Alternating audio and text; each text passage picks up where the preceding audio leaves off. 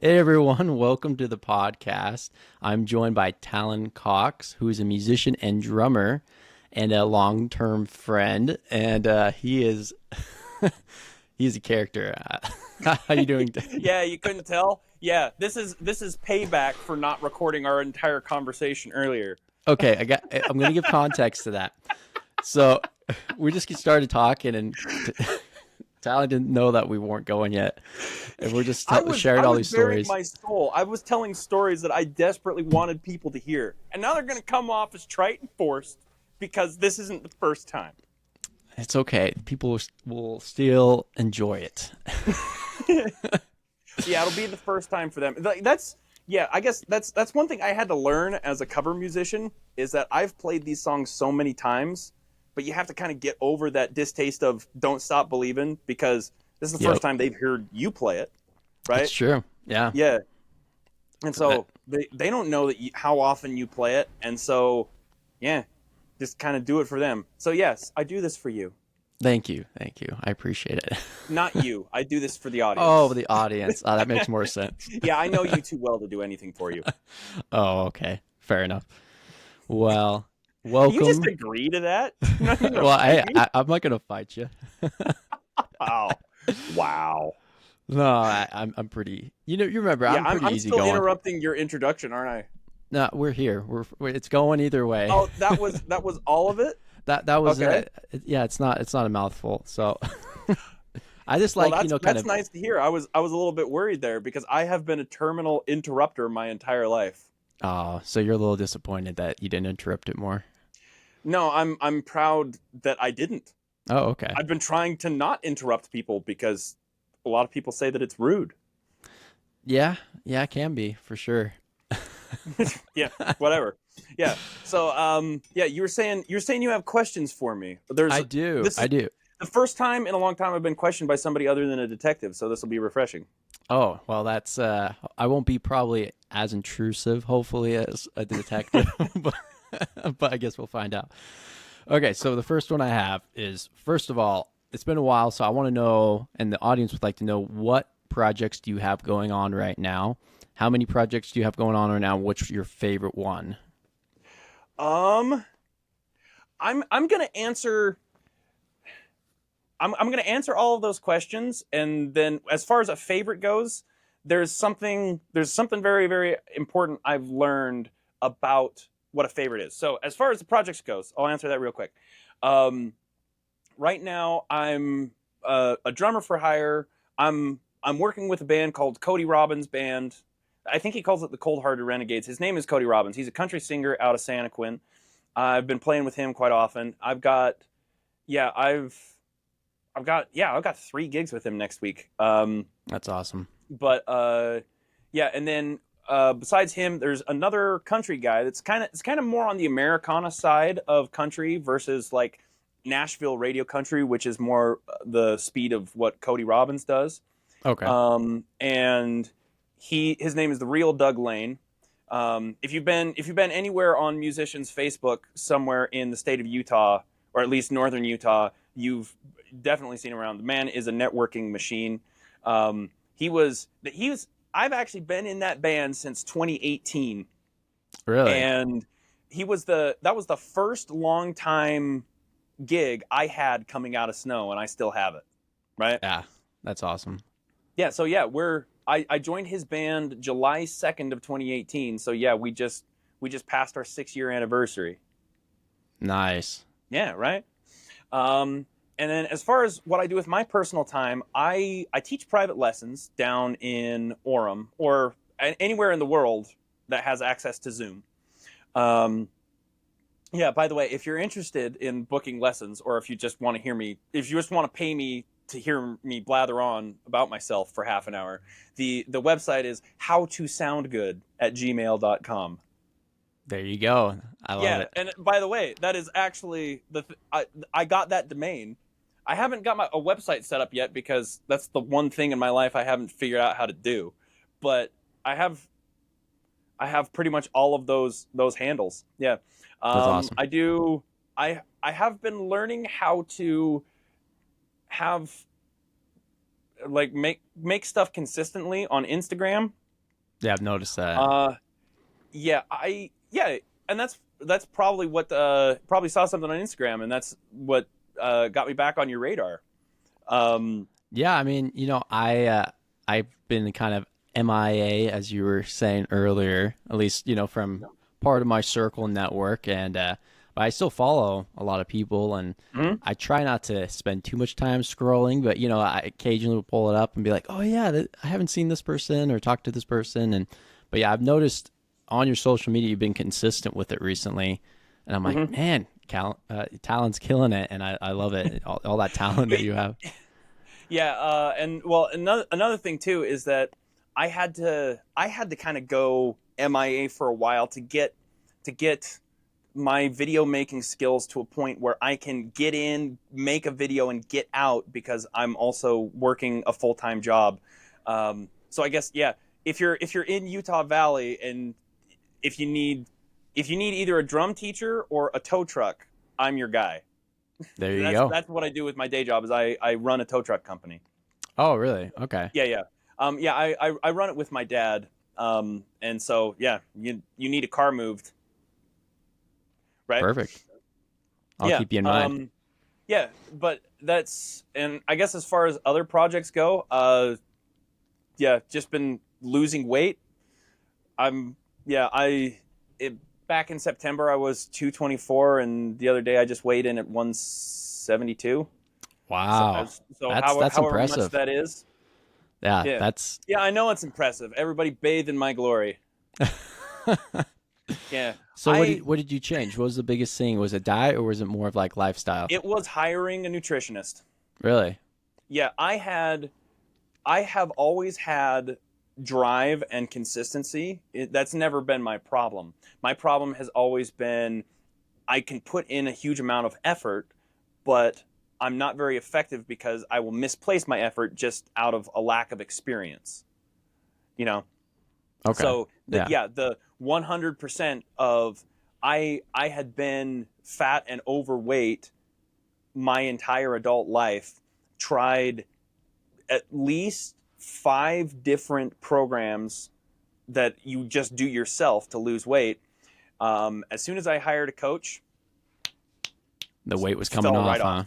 Yeah, fell Wow. right off. Yeah, and so I had been trying for ever since I graduated from college because that was one of the things. Like I got really really fat in college, um, and a lot of people didn't think I was fat either, but I knew I was fat, and I it was just one of my projects of like I'm doing whatever it takes to take care of my physical body and get back in shape because I that program I sacrificed so much of my health to do that program. Yeah. It's yeah I'm sure if any of the other snow guys told their stories, like I'll add mine to the pile. I was booked for I was there for 9 semesters worth of classes, so 4.5 years. Technically, I took 12 because I took 3 Maymesters.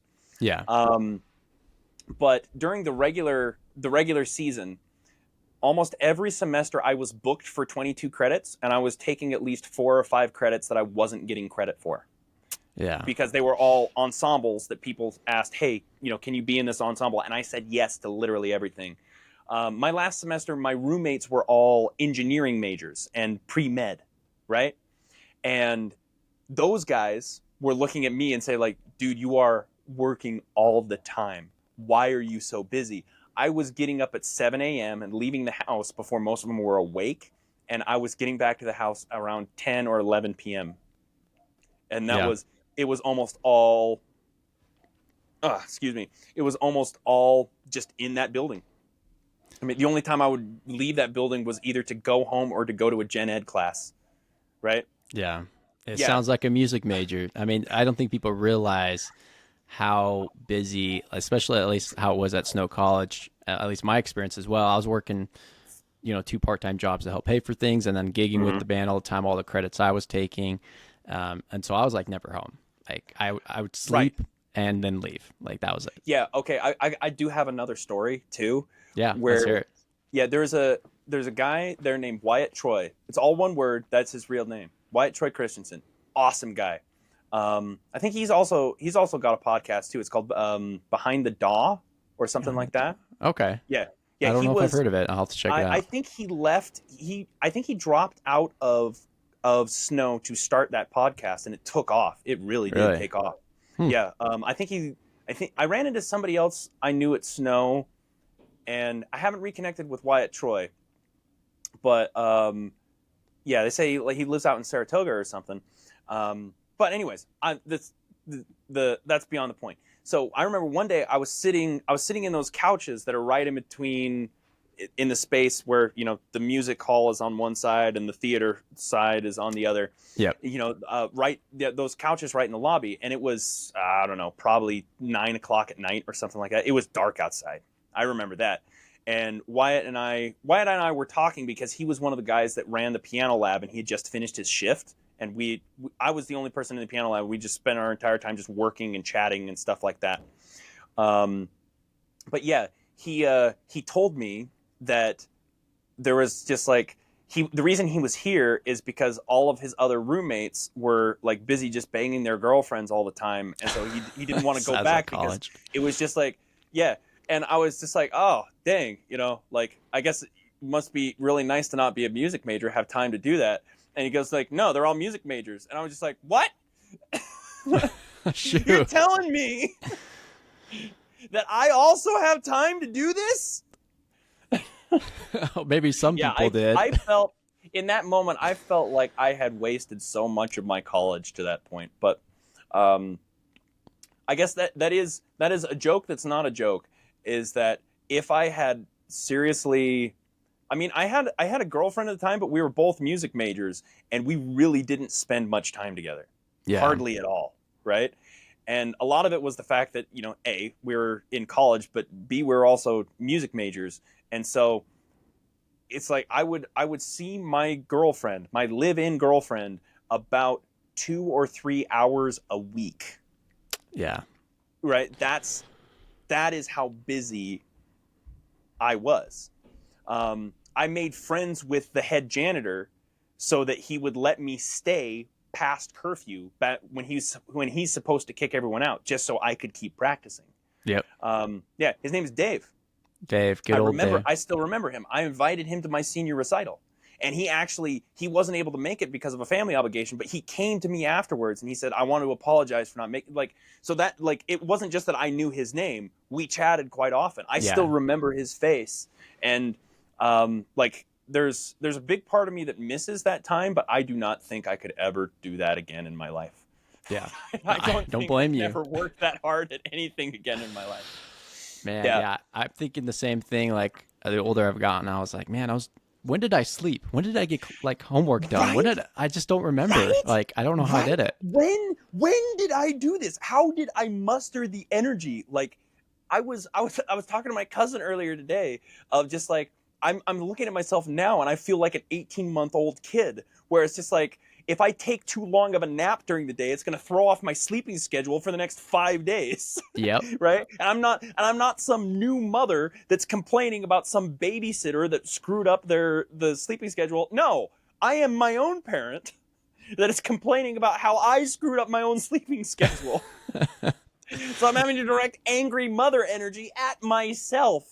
Right? Yeah. I remember a time, I mean, I have a couple memories of like being up super late working with like a study group or something from like all music majors.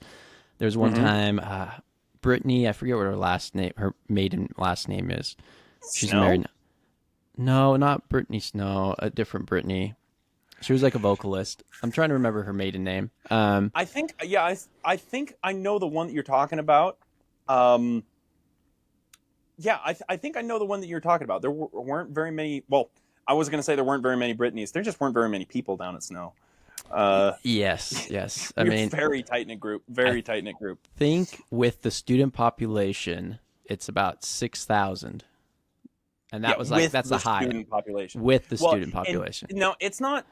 If anybody is not from Utah that listens to your podcast, let me put it this way: that town is so rural that after midnight, the streets are for the deer. Yep. Or the sheep. Yeah, yeah. Well, I mean, the sheep only come through when they're moving from summer to winter grazing, Yeah, that's true. right? So, And but they do close the road to let sheep go through. yep. So that's the kind of town you have a music school in, and they're flying in people from Juilliard. They were flying in. I remember we had John Beasley, who was the musical director for American Idol for like 10 plus years or something. Guy had played with Miles Davis, killer piano player, absolutely killer piano player. We had Kenny Aronoff there. You know, Yep. Kenny Aronoff is probably my only living drum idol, right? Okay. Yeah. And I got to meet him at my college. And I remember being so excited because that was the first guest artist they brought in that I knew who he was before he came, Yeah. right? I was just like, oh, finally, because I really stuck out like a sore thumb because it's a heavy jazz program, or at least it was at the time. And so I always wanted to be in pop cover bands. That's what I wanted to be going in, right? And so all I wanted to be was in, they call it Union now, but it used to be CME. Yep. And I remember Ted once said, like, CME is a horrible name. You know what we should change it to? Come. COME. As in, come see us. And all of us we're in the studio just listening to him talk, and you could hear a pin drop just because, like, did you really just say that, Ted? To a bunch of students. Yeah, and he did. He knew exactly what he said. Oh, That's yes. just, oh man, I miss Ted. Yeah. He was the funniest professor. Like, he would just say things. You're like, wait, did you just say that? Yeah. Well, there were some people that cut his classes because they were like, yeah, I don't like how Ted teaches. Like, it's not about how he teaches. I just want him to keep talking because he's going to say the funniest thing I've heard all month. Right. Oh, man. Yeah. You're going to screw up and he's going to look at you and call you an idiot, right? Yep. Just like to your face in front of everybody. It was amazing. Yeah. Oh, before I get too distracted, I do want to finish. You asked the question, what is my favorite? Yes. The truth is, I don't have a favorite because I don't let myself. I really do believe that if you have a favorite, people can tell, and that's unprofessional. Yeah, I agree with that. Yeah, I think it's best practice to just kind of love them all and put all put all your effort into all of them. Give them all the effort that they need. Right. Yes. That idea first got put in my mind way back when I was in high school at a jazz band festival, and one of the adjudicators came up and judged one of the bands before us, and because every high school jazz band, they play 3 songs. That's pretty much how the circuit went the entire time that I was going through school band, and they played the final song this group played knocked the roof off of the place. Like, they did it so well. And even the adjudicator, he comes up and he said, this is the song that you guys came to play. Look at everything you did right. You came down for the flute solo. You came up for the guitar solos. Everything that you wanted to do, not only did you try it, you nailed it. But I can tell that's the only song you came to play. Ooh. Right? Yeah. Yeah, and I remember thinking that, and in a very uncharacteristic bout of wisdom in my high school years, that stuck with me, right? Yeah. Where I have found pretty consistently that the songs that I personally like in a set list are very different from the songs the audience likes, because the audience, musicians, it's a really weird relationship that you have with other people with an audience, because you are the provider of something that you don't necessarily want to consume, right? Yeah, that a lot of times that's the case.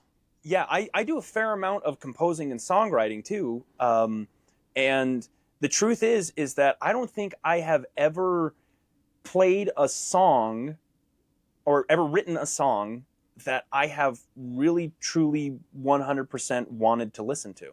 I do my best. Right. But the fact that I don't listen for my own voice, right? I like different vocalists. I like Steve Perry. I like Dave Grohl. I like John McCrae, if you can believe it. Really? Okay. Yeah. Do you know who John McCrae is? Very little. I wouldn't say I'm a consumer like yourself, Yeah. Well, but yeah, Cake is one of my favorite bands. Fashion yeah. Nugget is it like definitely top 10 albums, probably top 5 albums of my favorite albums ever. Right? Okay. Wow. So Um you really like it. oh yeah, I absolutely love Fashion Nugget.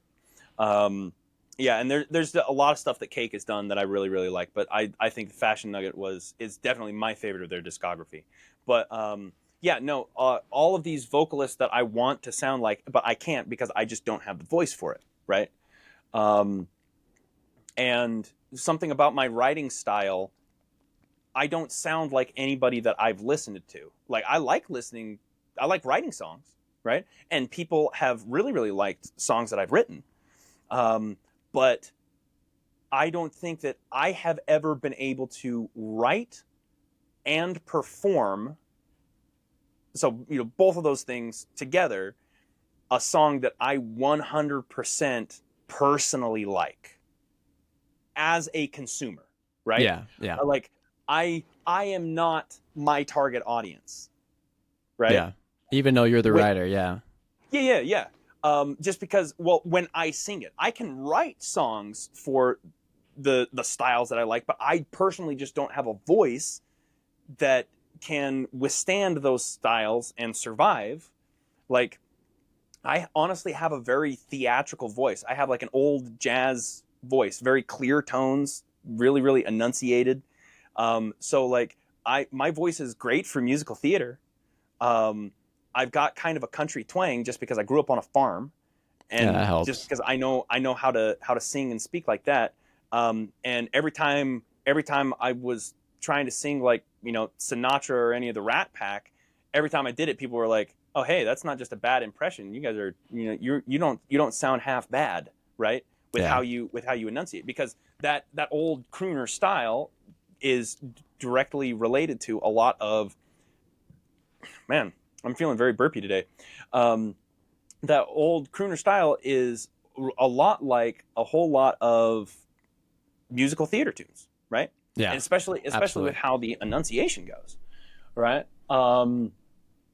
So that's a weird thing that every songwriter that I've spoken to one on one has told me that they've gone through a similar experience, but I don't ever think I've ever heard them talk about it with each other or openly. Hmm. Um, Interesting. and I can relate though too, because like the music I write, I've never like written a song with my voice and everything. Be like, you know what? That's it. That's the music I love. Like I put it out and other people like it. And I'm like, cool. And then some stuff I don't like as much. But I've never had a song where I'm like, oh, man, my voice just isn't for the style of music that I'm writing, or it's just not it. I should write for other Mhm. people. Is kind of what I keep Right, always thinking. yeah, and that's, well, of course, on the flip side too, you have your opinion of your voice, but the only way you get a realistic, full, 100% accurate view of how you are is if you put it in front of an audience. Yep. You could think that you're not for a style. So I didn't think that I was for like a country style, like a Chris Stapleton or now I'm blanking on it stuff, or a Morgan Wallen or stuff like that. And then I would try to sing in that style, and then probably just because I've been playing with country bands pretty much nonstop, uh, I must have picked up something else, because those other country guys say like, yeah, hey, that's pretty good. I'm not great. I'm not calling myself, like, I don't think I'm a good enough singer to be able to do lead vocals. I can definitely do harmonies, um, but that was another thing too, is that to get a realistic picture, you have to put it in front of an audience for Yep. everything. You do not know if you're a good player until you expose yourself to an audience. That is the measure of a completely good musician. Is not only do you think you're ready, the audience reciprocates. If you can't communicate to an audience, then you're a bad musician. That's kind of the long and short of it. It's true, and sometimes it Right? takes. I mean, and I've had some experiences where, like, when I first started playing, I wasn't very flashy, like performance wise, right? I was kind of Mm-hmm. like I would kind of sit in my spot, but then I started playing with Summer of '89, and or Steel Badger when it was still Steel Badger back in the Yeah. day, Right. and it got me out of my comfort zone. I started feeling more confident playing, and Mm-hmm. I I still never thought I was like an amazing guitar player, but I got a lot more comfortable with it, and the audience thought so as well, right? Like if Yeah. people can come and be like, "Yeah, you know what you're doing," even if sometimes you're like, "Yeah, you didn't hear that miss of the bridge though," you know? Well, yeah, and that's a lot of things. It's like you're not playing for musicians. The only people on stage that knew that you made a mistake were the other musicians next to you. And a lot of times, not even they, because they were too busy thinking about the mistakes that they made on the bridge. Yeah, yeah, Yeah.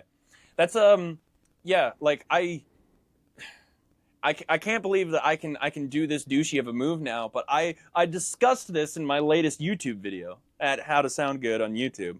Um, but I one thing I've really had to learn about the reality of mistakes, right, is that the to me what I think is the most physically, psychologically, emotionally healthy way to define a mistake, meaning that if this is how you think of what a mistake is in music, this is what will give you the least amount of headache and the most amount of happy moments, right?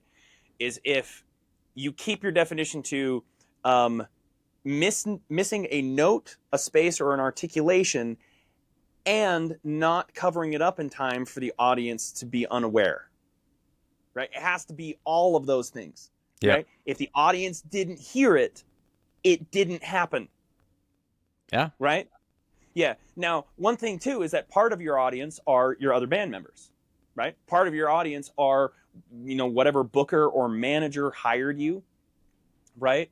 But there's it's been kind of a consistent theme. It's the weirdest thing, where days where the entire band is off and we are seriously playing at like 60%, not even 70%. We are missing things that we have never missed before, ever. Everybody's just off.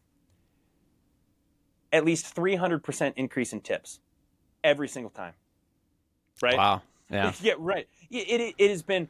I have had that happen everywhere from Sushi Groove playing for $25 with Budge and Saucy, where like the only time we ever, like all three of us made more than $50 on the entire night, because it's $75 that we split three ways, right?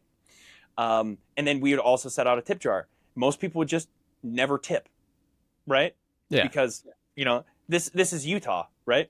yeah. A little stingy around here. Yeah, the only time we ever even got close to filling that tip jar is when we all played so awful that we hated ourselves. And I remember we go out to the parking lot and we divide it up, and I think all of us made about like $54 a piece.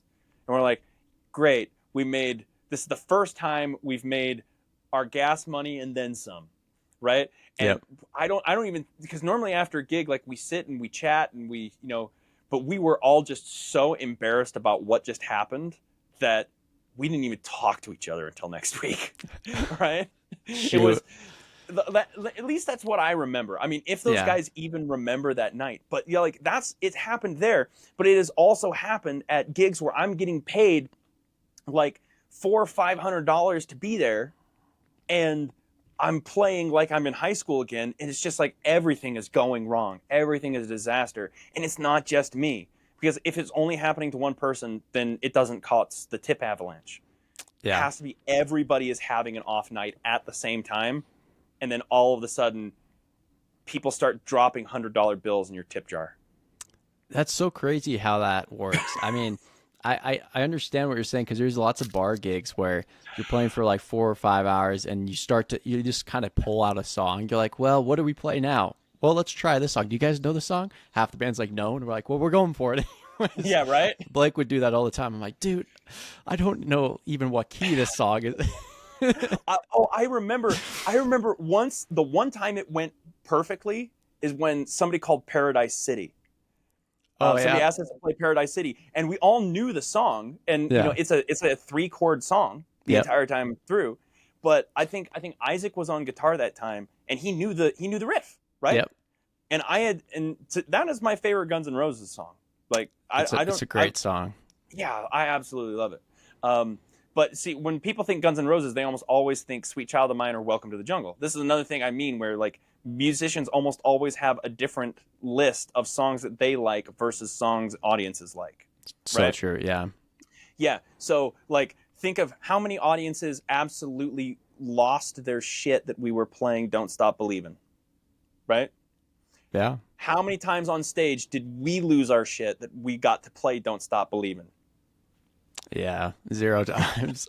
Even the first time we were Goose learning egg. it. Well, now I will say this. I will say this. It's one of my favorite songs to play because it's a super interesting drum part. That's It's true. Yeah. yeah, because you play it open handed, and you're moving your right hand around, and it's really really intricate. It is so surprisingly intricate because I've had students want to learn that, and I'm like, okay, believe it or not, you have to learn harder sounding songs, like Highway to Hell and Back in Black and stuff like that before you've got the coordination to learn a song that sounds simpler, right? Yeah. Yeah. But yeah, but a song like Superstition is on a very short list of songs where it's consistently as fun for a band to play as it is for an audience to listen to. Yeah. That's a good example. It just got that funk to it, kind of.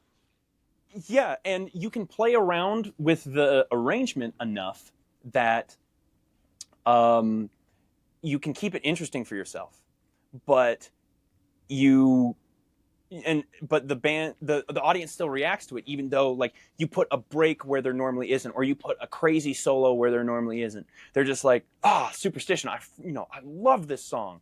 You just start playing.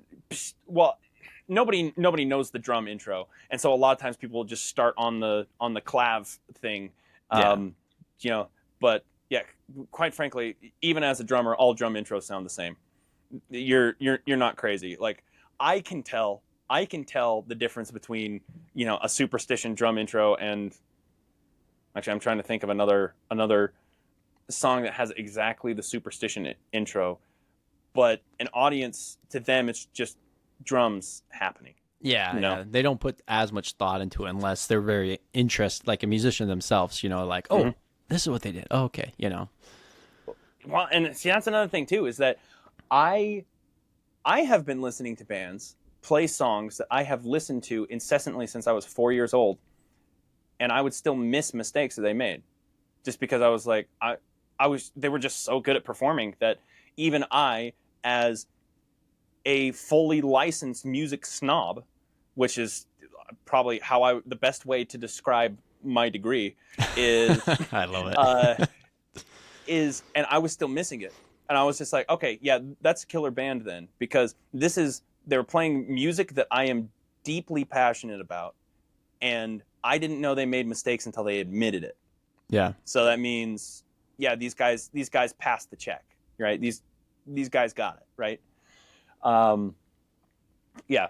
So yeah, it's a there there. I think one of the biggest reasons why people flare out in professional music is not because of the low pay, because people put in more work for lower pay and other things.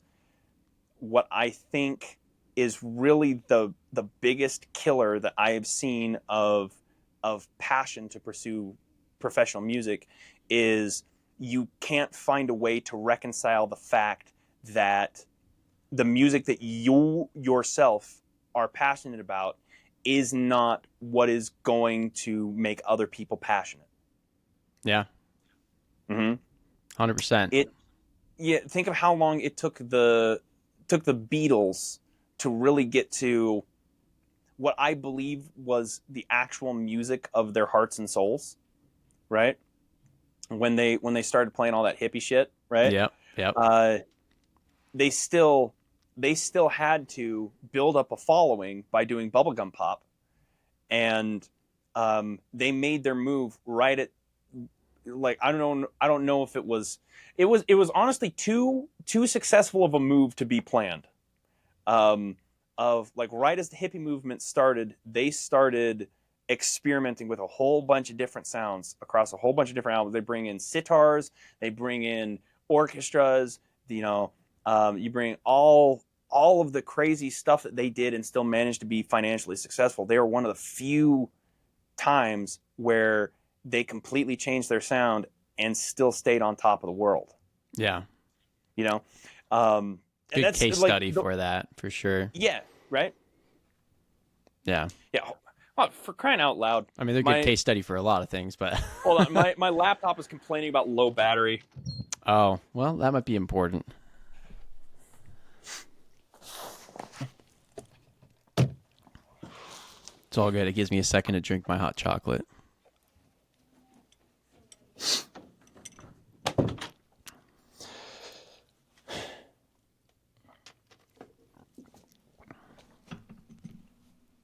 I'll just kind of ad lib here for a second while you're plugging in.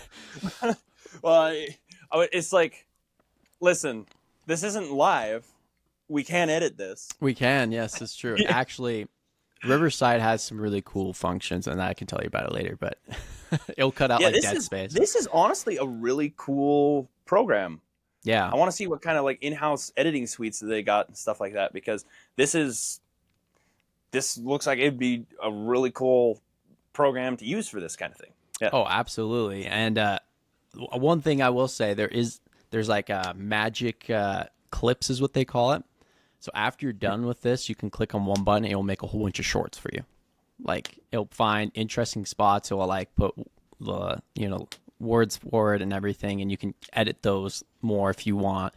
But I have one that came out today, and I have more that are coming out for another. You remember Jackson Harden from Snow? Oh yeah, I do. Yeah, so I interviewed him. I guess that was the other one, but it hasn't been released yet.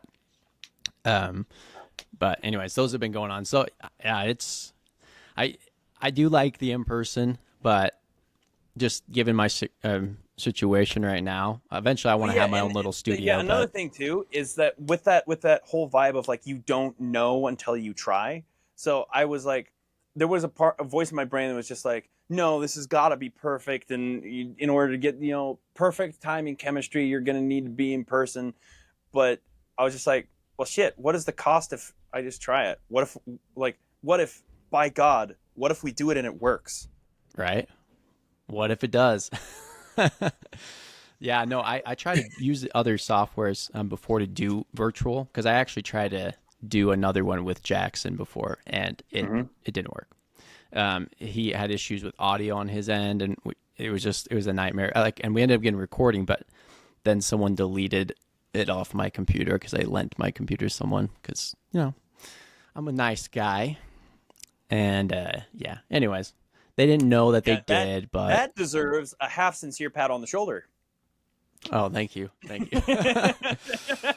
I felt that through the computer. Oh, man, it'd be so great if we could edit like a hand there to like pat thump, right?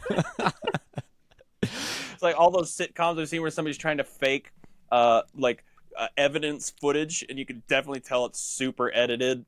Right. You're like, yeah. Okay, who are you fooling? Yeah. But so what was I talking about? I was talking about Man. well, I guess what I was talking about with expectations going in.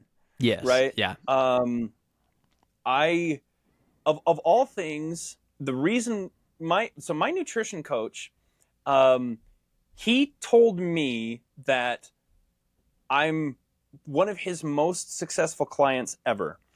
And I was just like, oh, come on, you say that to all the girls. And he was just like, no. Well, because actually I have a story about this. Because the day that I first saw him, I was driving back from his office to go collect money for a down payment. And my car caught on fire. And so how did that happen? So transcooler line blew and started blowing coolant right on the exhaust manifold. Ooh. And so it didn't actually catch on fire. What it was just blowing flammable liquid on the hottest part of the engine. Yeah. And so there was just flames and smoke coming up. Like, I still have the car. It still runs and drives. Right? Wow. Okay, cool. Because it's a Subaru Outback, dude. Yeah, they don't die, right? Right? Yeah. But I texted him, and what I texted him was, hey, I'm not going to meet you tomorrow. Or it wasn't, I can't meet. It was, hey, my car lit on fire. I have to go teach lessons for the next little while. And so can I meet up with you after 7? And he goes, what? And I took a picture of myself and my burning car on the side of the freeway, you know, Yeah. and he was just like, what the hell? And then I show up with the down payment in hand. Um, and he says, your car really light on fire? It's like, yeah. At the time I had no idea, but it had burned up part of the timing belt case, and it had burned up part of the radiator and stuff like No. that. And he was just like, wow, that's insane. But that was last September, and I've been seeing him pretty much every week since then. Almost a year. Um, It's yeah, almost yeah, been a year. That's yeah, crazy. we're coming up on a year, right? I started at 36% body fat, and I just dipped under 19. Let's go. That's Yeah, awesome. well, it's let's fucking go. Yeah. That's what Yeah. that's what it is. So my goal is to hit 18 flat by August 18th, which is my 30th birthday. That's awesome. Um, but yeah, no, he told me that, like, he tells people that story. He's like, you are the guy whose car lit on fire, and all you did was like, hey, I'm going to be a little bit late, right? Yeah. And so I tell you all that to tell you this. The reason why I was so determined that not even that stopped me from putting down a down payment and getting a meal plan, because what I did was, I'm in the tow truck business. We're a one tow truck company, and I'm the driver. So when I say I run a business, it's me, right? Yeah. Mhm. And so technically I can say I'm a manager, but it's like, yeah, it's me. But I'm on good terms with a whole lot of other tow truck companies, and so I just called a guy that I have known for years, and I'm like, hey, my car lit on fire on the side of the freeway. Can you tow me off? Right? And so that, yeah, I was just like, okay, yeah, what can I do? I know a guy who can tow me, right? A guy that I have known for 20 years, right? We've known him so long that my dad taught this guy how to tow and how to start his own business, right? That's how long we've known this guy. And before I walked into that nutritionist office, I had a conversation with myself. I said, okay, Talon, you are here because what you have tried on your own hasn't worked.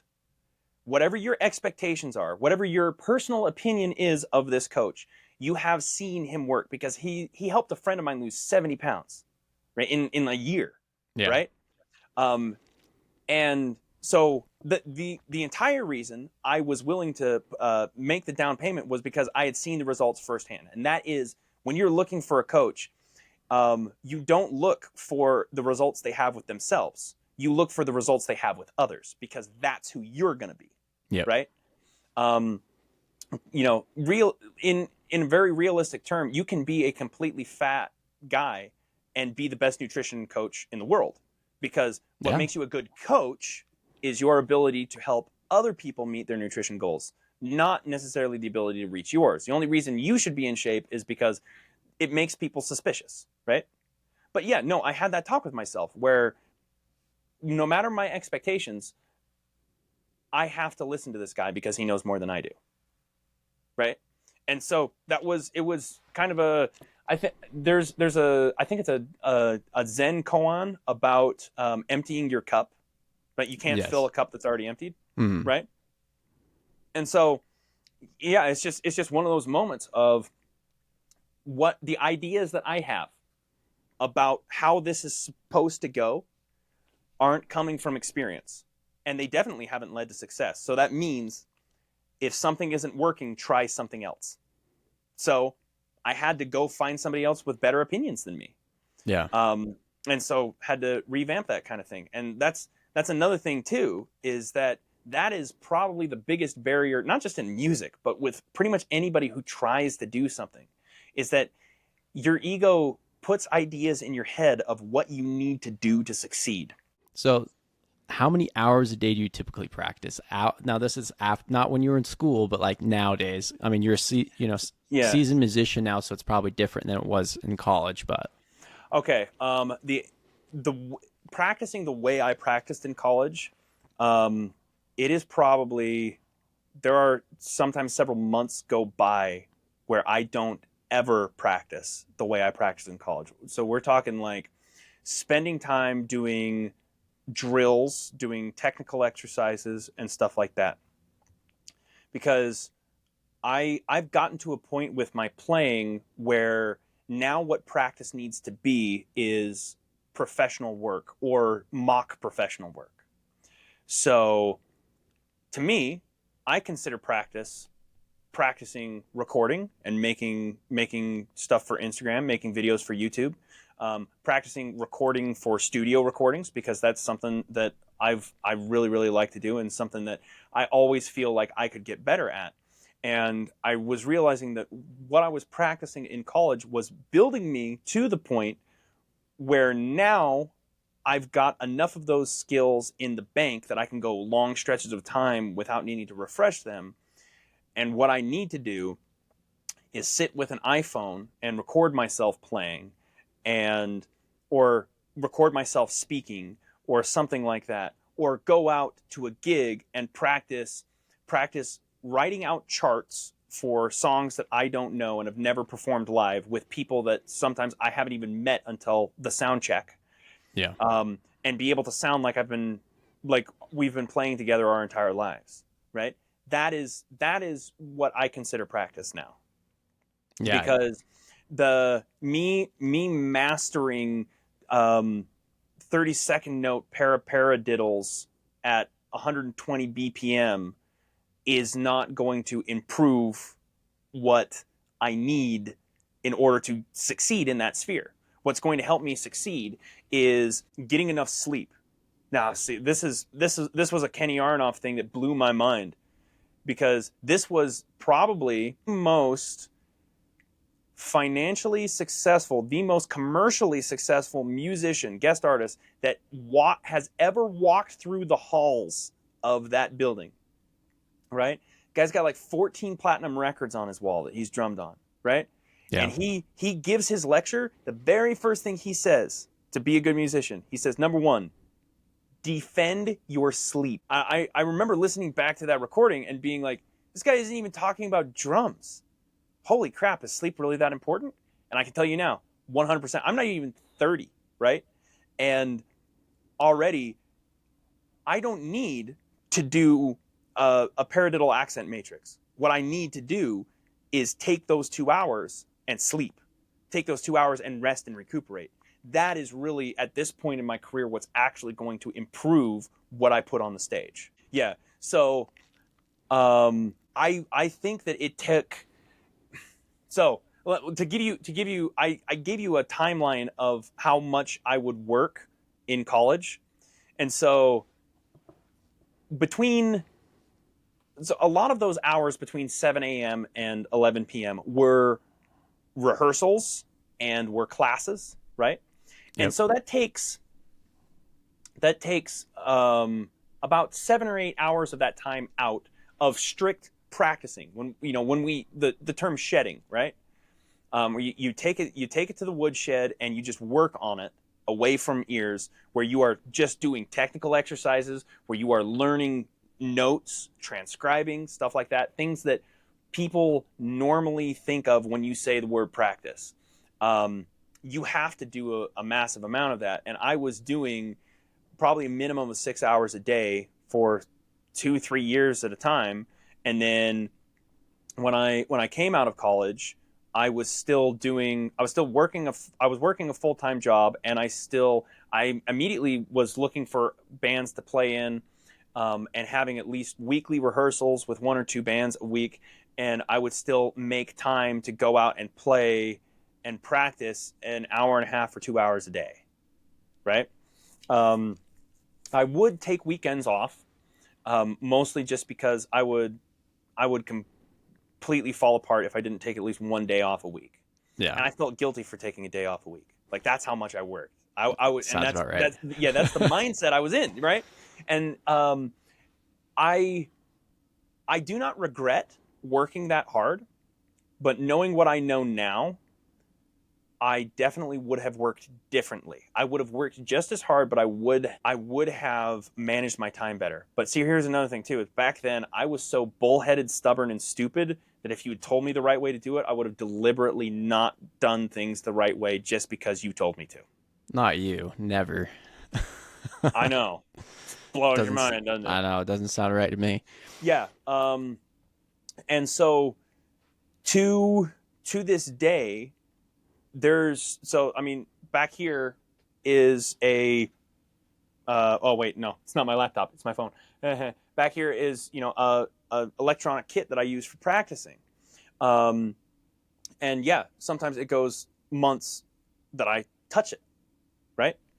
Uh, because yeah, I'm at a point where, listen, I know where my snare is going to be. I know where my kick is going to be. How I keep that mindset is I sleep, I eat, and I lift weights, right? The Yeah, if somebody wants to get good at music and they're like, what exercises should I do? All right, here's my list. You ready for the list of the top Oh, 5 yeah, exercises? I'm ready Yeah. for it. Kettlebell swing, Okay. Turkish get up, and then what most people call a low bar, below parallel squat. That is the Okay. only real squat that exists in the world. It has to your hips have to drop below parallel so you get hamstring action. Cannot be a quad squat, right? Um, what people know as the military press, which is actually the press. That was the first press ever.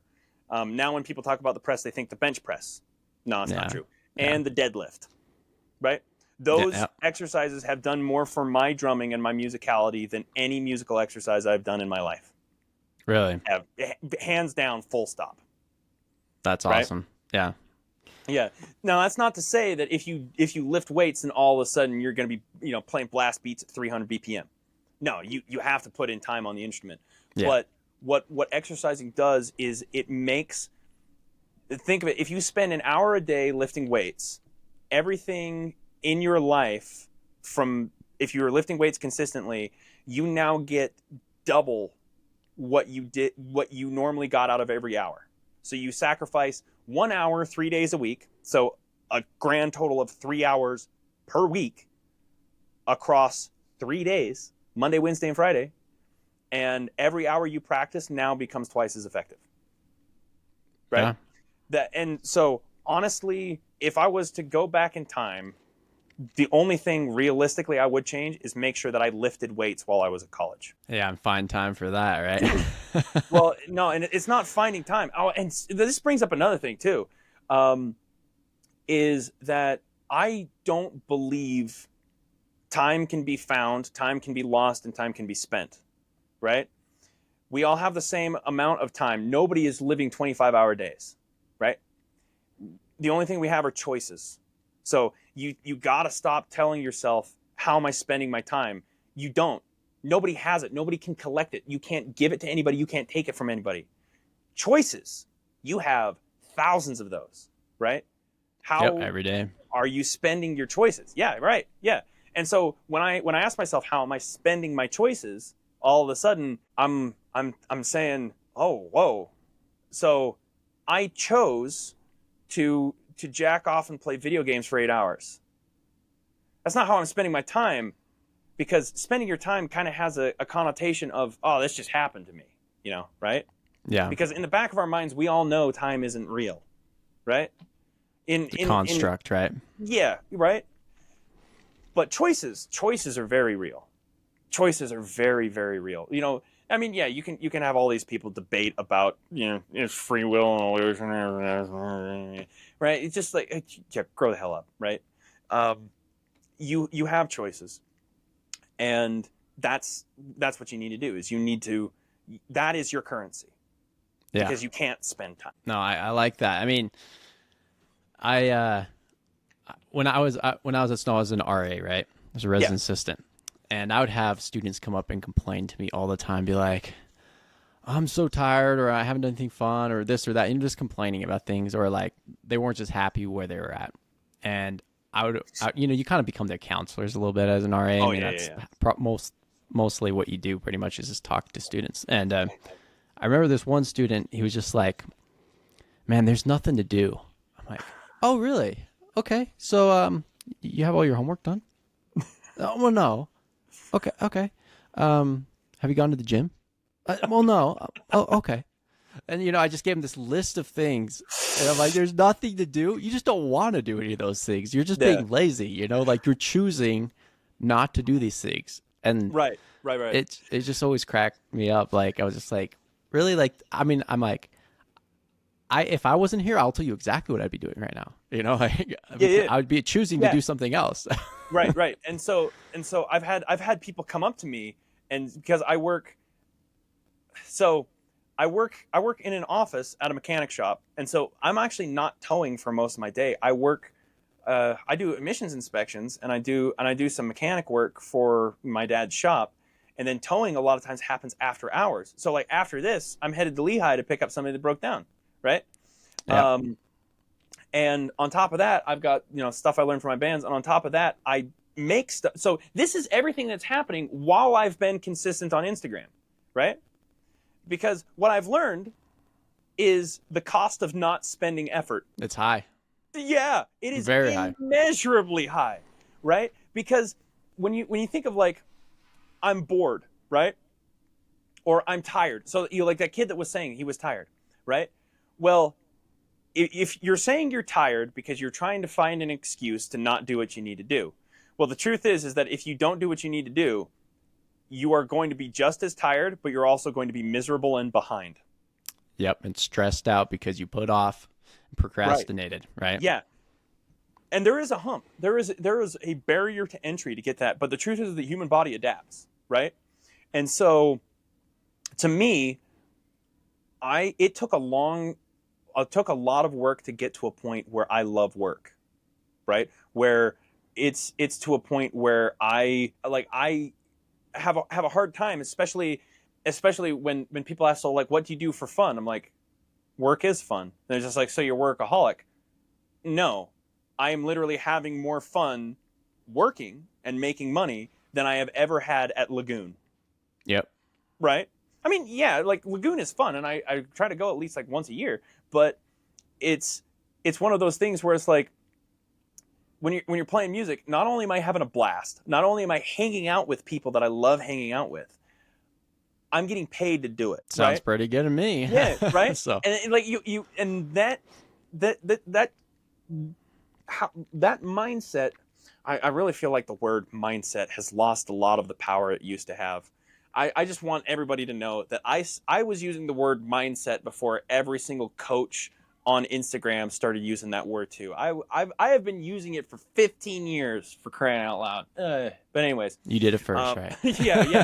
yeah. But no, I guess to be different, let me use a different term. This thought pattern that I have.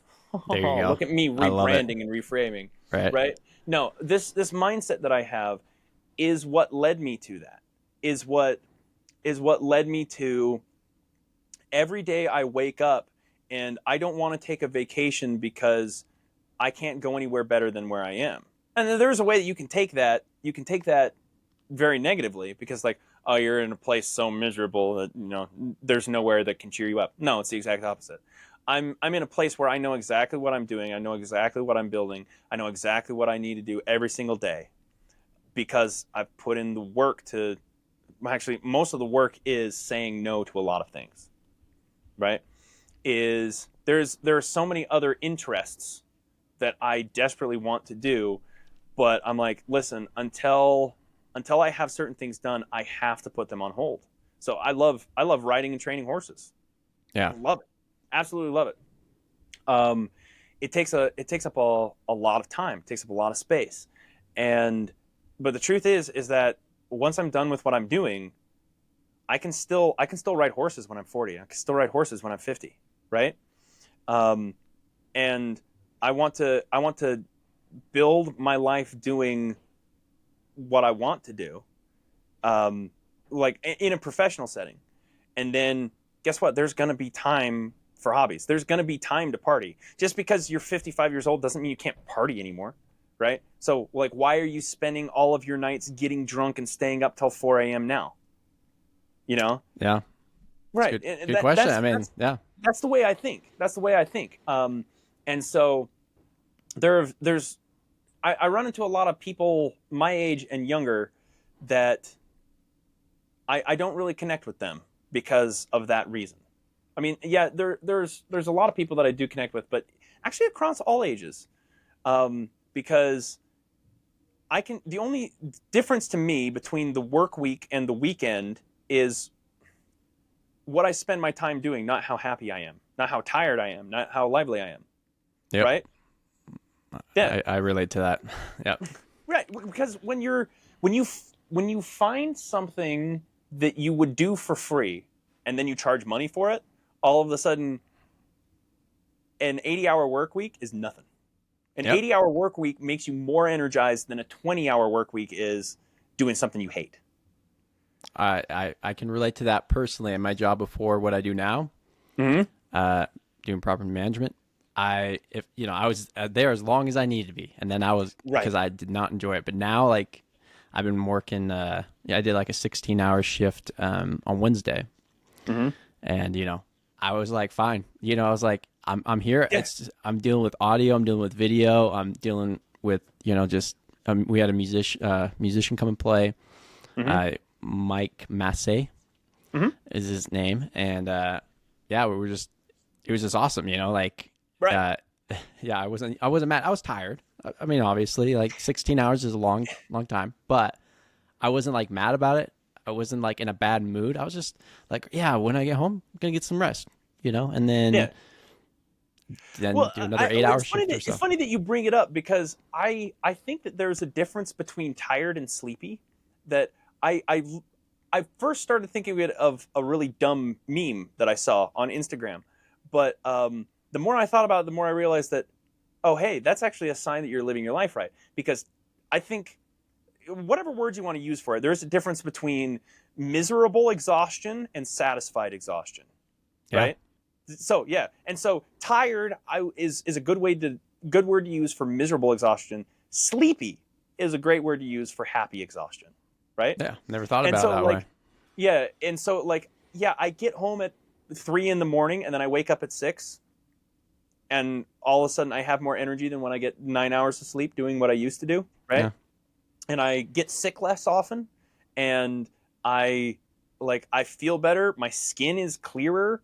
I take care of myself more. Like, I have fewer hours in the day because my schedule is fuller, but yet I am brushing my teeth more often. I'm showering more often. I am taking the time to prepare meals more often.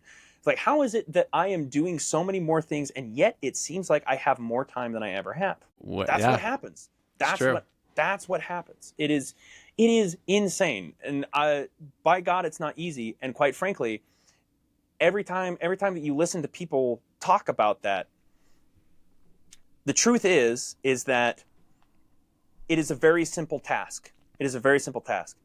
But mechanically speaking, so is deadlifting 500 pounds. Can you deadlift 500 pounds? I haven't tried recently to do 500 pounds on a deadlift, so I'll get back to you on that. Probably not. The answer is that almost everybody I ask that question to says, no, I can't. Yeah. Even though that task is so simple. It is literally you walk up and lift something straight up. Yep. That is like mechanically, physically speaking, it is probably the simplest physical movement I know of. Right? Is taking a weight and moving it straight up and down. Right? Yeah. But the truth is, to get to that point is that you need to learn how to lift 495. And to do that, you got to lift 490. And to do that, you got to lift 485. Right? Yep. And so, yeah, you just add 5 pounds of workout, and pretty soon you are going to be deadlifting 500 pounds. Now, that is one of my next goals, right? The most I've ever deadlifted is 355. But but it was for a set of 5, so it wasn't a 1 rep max. So for crying out loud, nobody judge me, right? No, I love it. But yeah, you got to build to it, and you got to go really, really slowly. And even with weightlifting, a whole bunch of people I knew at the gym that weren't weightlifters themselves. Anytime anybody in my family would talk about going to the gym, or some casual acquaintance, some date I met on Tinder or whatever, would talk about how they work out, and I would describe my workout, and it's like, wait, you spend most of your workout just sitting around waiting to lift? You're like, you're not going to get anywhere doing that. And then, now it gets to the point where, so I'm an endomorph, so that means I get really big and fat, but I build muscle really, really fast. Right? I put on weight fast is really what that means. But yeah, at my biggest and my strongest, yeah, I would do 15 military presses at like 150, and 15 squats, like deep squats at 325, and 5 deadlifts at 355, and I do that 3 times a week. Right? Yeah. And that is in the weightlifting community, those are respectable late novice numbers. That's really what that is.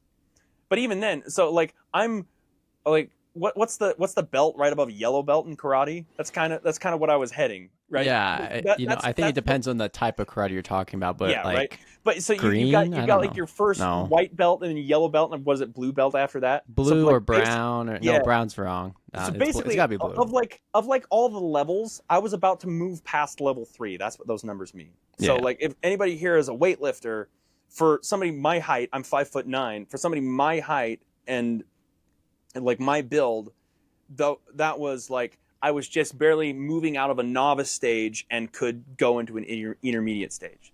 I also have worked with kettlebell trainers, and there was workouts where I was doing 100 kettlebell swings in 5 minutes with a 36 kilogram, and then I would do 10 Turkish get-ups, 5 aside with the 36.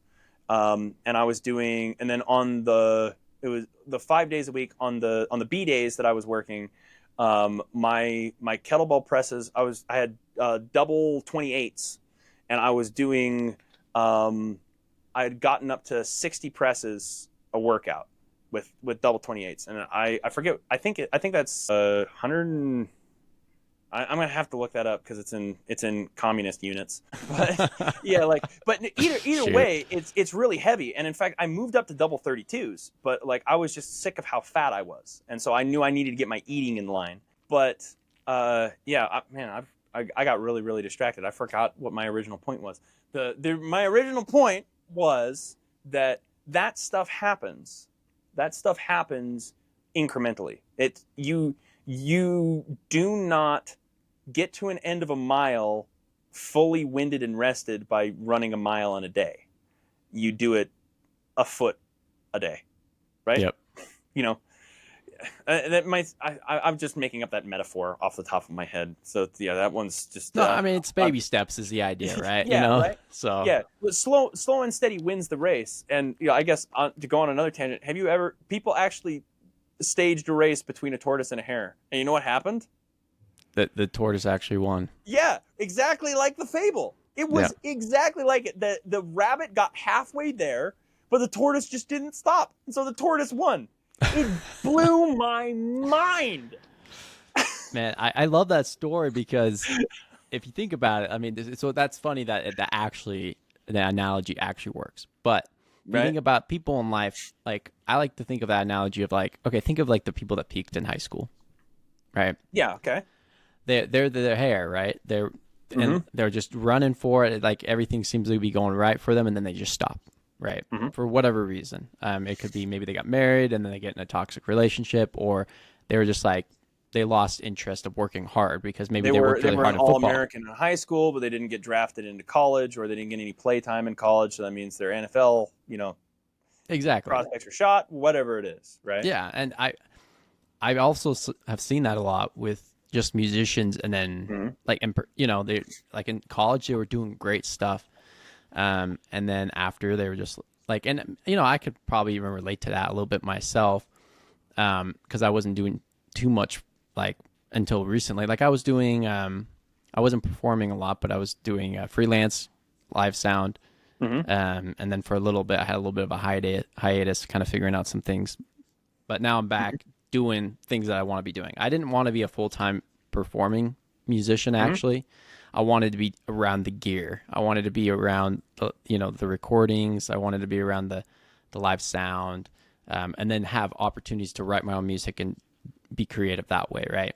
Right. But my day-to-day, honestly, my long-term goal, and it's always been this, is I want to have my own venue. I want to have my own venue, and facilitate bring artists in, and big shows and weddings, all, it'd be a multi-purpose event center is kind of what I want.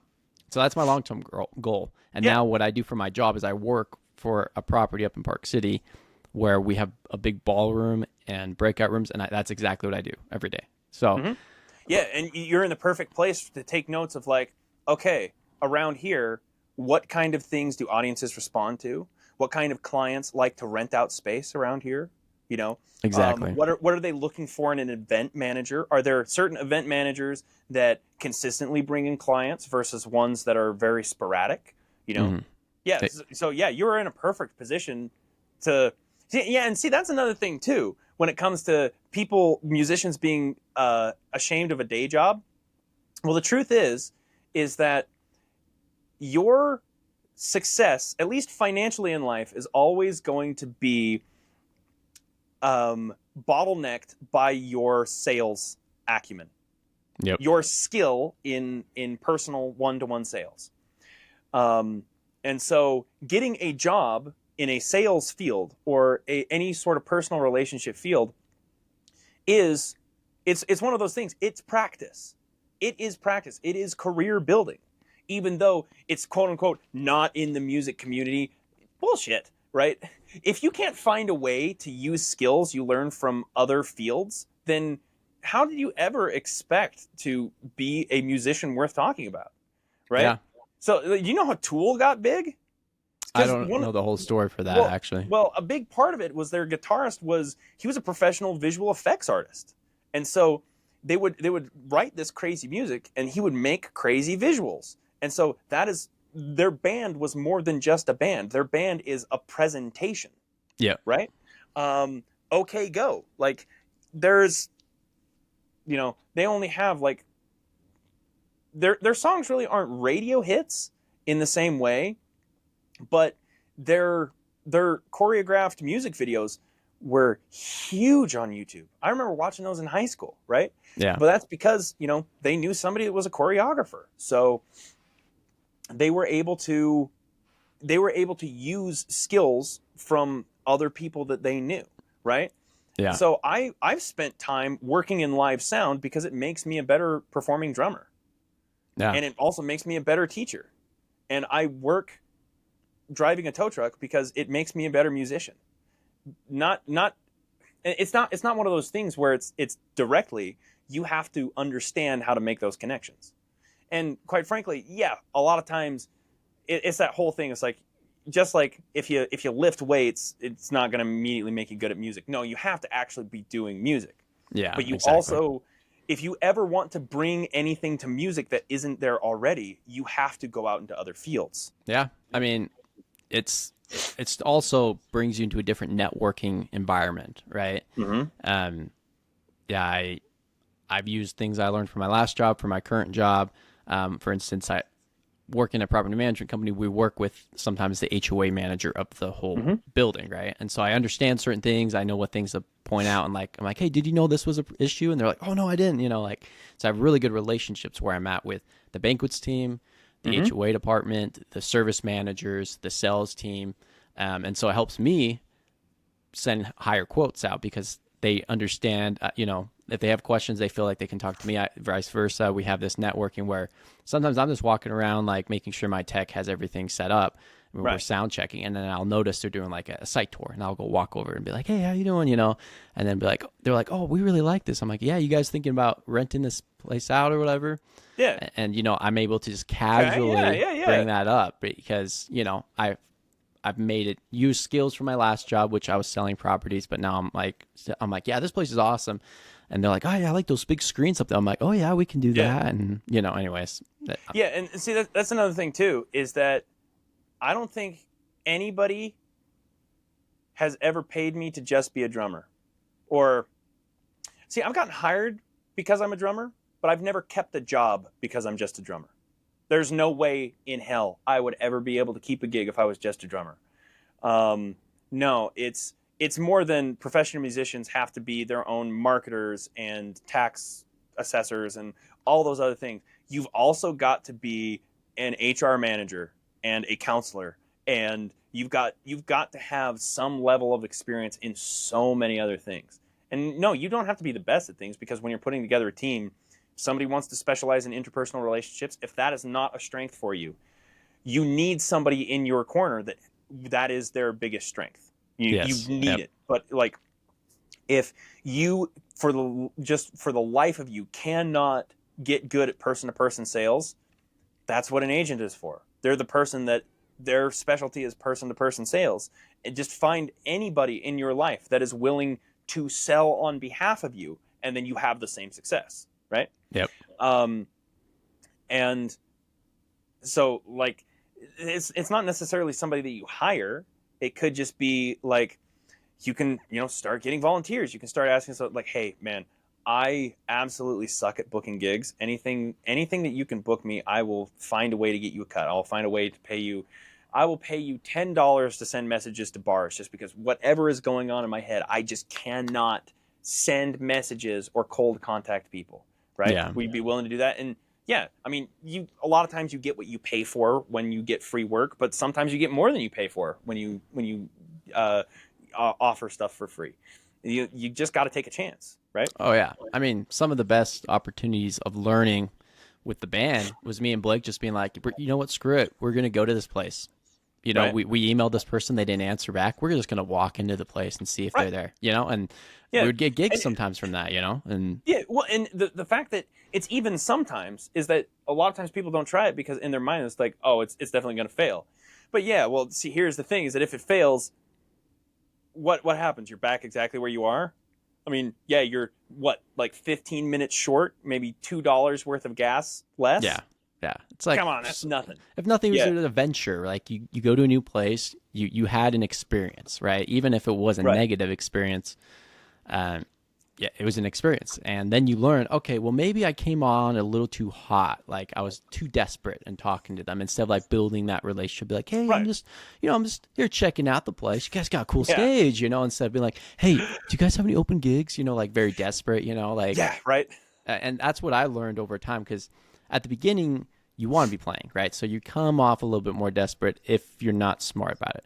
But if you just build a relationship with people, then you're like, hey, like I heard a lot of good things about your bar, like, and you have a cool stage and sound system. I heard you want to show? Could you show me around? Do you have time for that? Yeah, sure. And they start talking and be like, hey, what's the biggest band you've had play here? Just like BSing.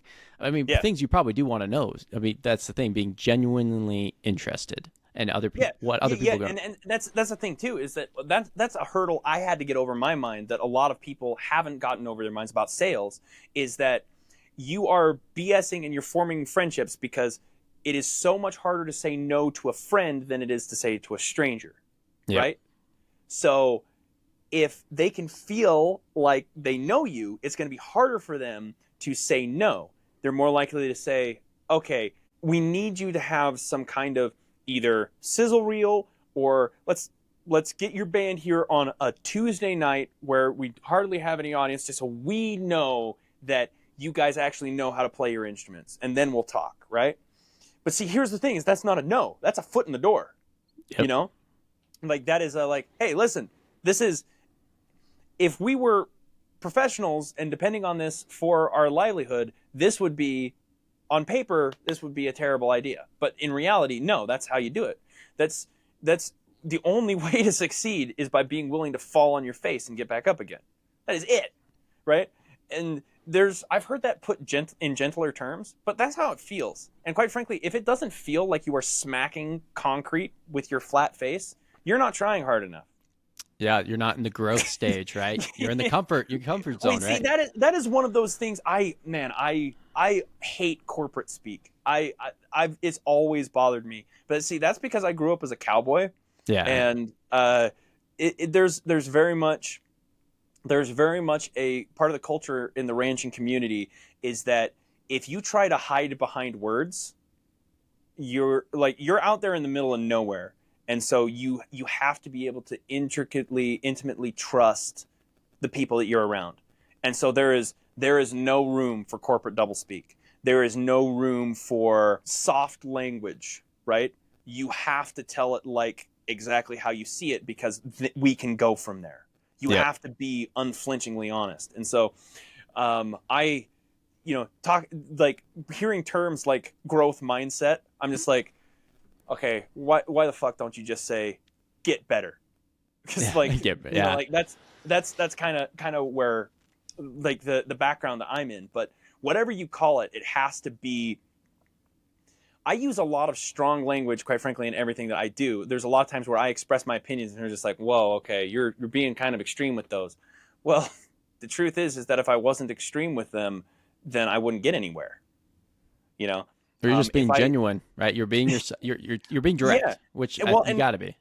I also believe in strong opinions loosely held. So if they turn out to be bad opinions, turn out to be detrimental opinions, then I drop them as fast as possible. But while I have them, the only way to burn out impurities of an opinion is to expose it to daylight. That's the only way. And so what I do is I just put it right out into the sun to where the entire society can see it. And so what doesn't hold up gets burnt away immediately. And people will just be like, yeah, this guy's holding a opinion with a whole bunch of holes in it, right? But what they don't realize is that what I'm left holding is the parts of the opinion that stand up to scrutiny. Yeah, the tried and trusted parts of it. Right. Yeah, and so like that's the falling on your face. That's the looking like you're an idiot, right? And so listen, yeah, opinions are like assholes. Everybody has them and everybody stinks, but some people take the time to wipe theirs spotless before they show them in public. Yeah, you ever think about that? You ever think about that? I've heard you say that saying before, though. Right? I can't remember the last time I heard you say that. But that is so important. That is so important. Because like the only way that you are ever going to have an opinion that changes the world for the better is by exposing all of its flaws and systematically eliminating them. And the only way to do that fast is to put your opinions out in the light of day.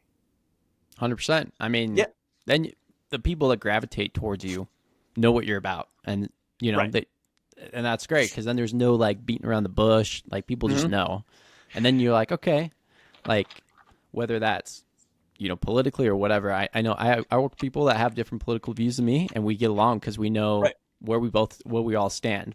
But I'm also pretty like. I can have a conversation with anyone, even if I completely disagree with you. I think you're an idiot because of what you believe. That's fine. But, I'll be like, okay, well, I disagree. I don't think so. There's one thing I wanted to bring up. So the Doug Lane wrote a song called "Piss on Your Shoes," which is about getting along with people that have different opinions than you, right? And there's a line in it that says, opinions are like assholes, yours stinks just like mine. Yeah, but the point is that some people take better care of their opinions than others. And you want to be in the group that takes care of their opinions. Yep. Or maybe even, I think a big part of that is knowing why you have an opinion, right? Right. Because I know lots of people, they have strong opinions. And then I'm like, okay, well, why do you feel that way? Right. And they don't know how to even like back up. And I'm like, I will go as far to say that until you can explain why, you don't have an opinion at all. You're like, whatever you want to call it, it's not an opinion. It is something very much less. You have a notion. Let's call it that. A notion. I like that. Yeah. Yeah. You can't use that word. You have not earned the right to use that word because you haven't put in any work. You just took the easiest route to say something that gets a response. Yeah. No, you're not a strong opinion. There's nothing strong about anything that you're saying. You're just saying stuff that riles people up.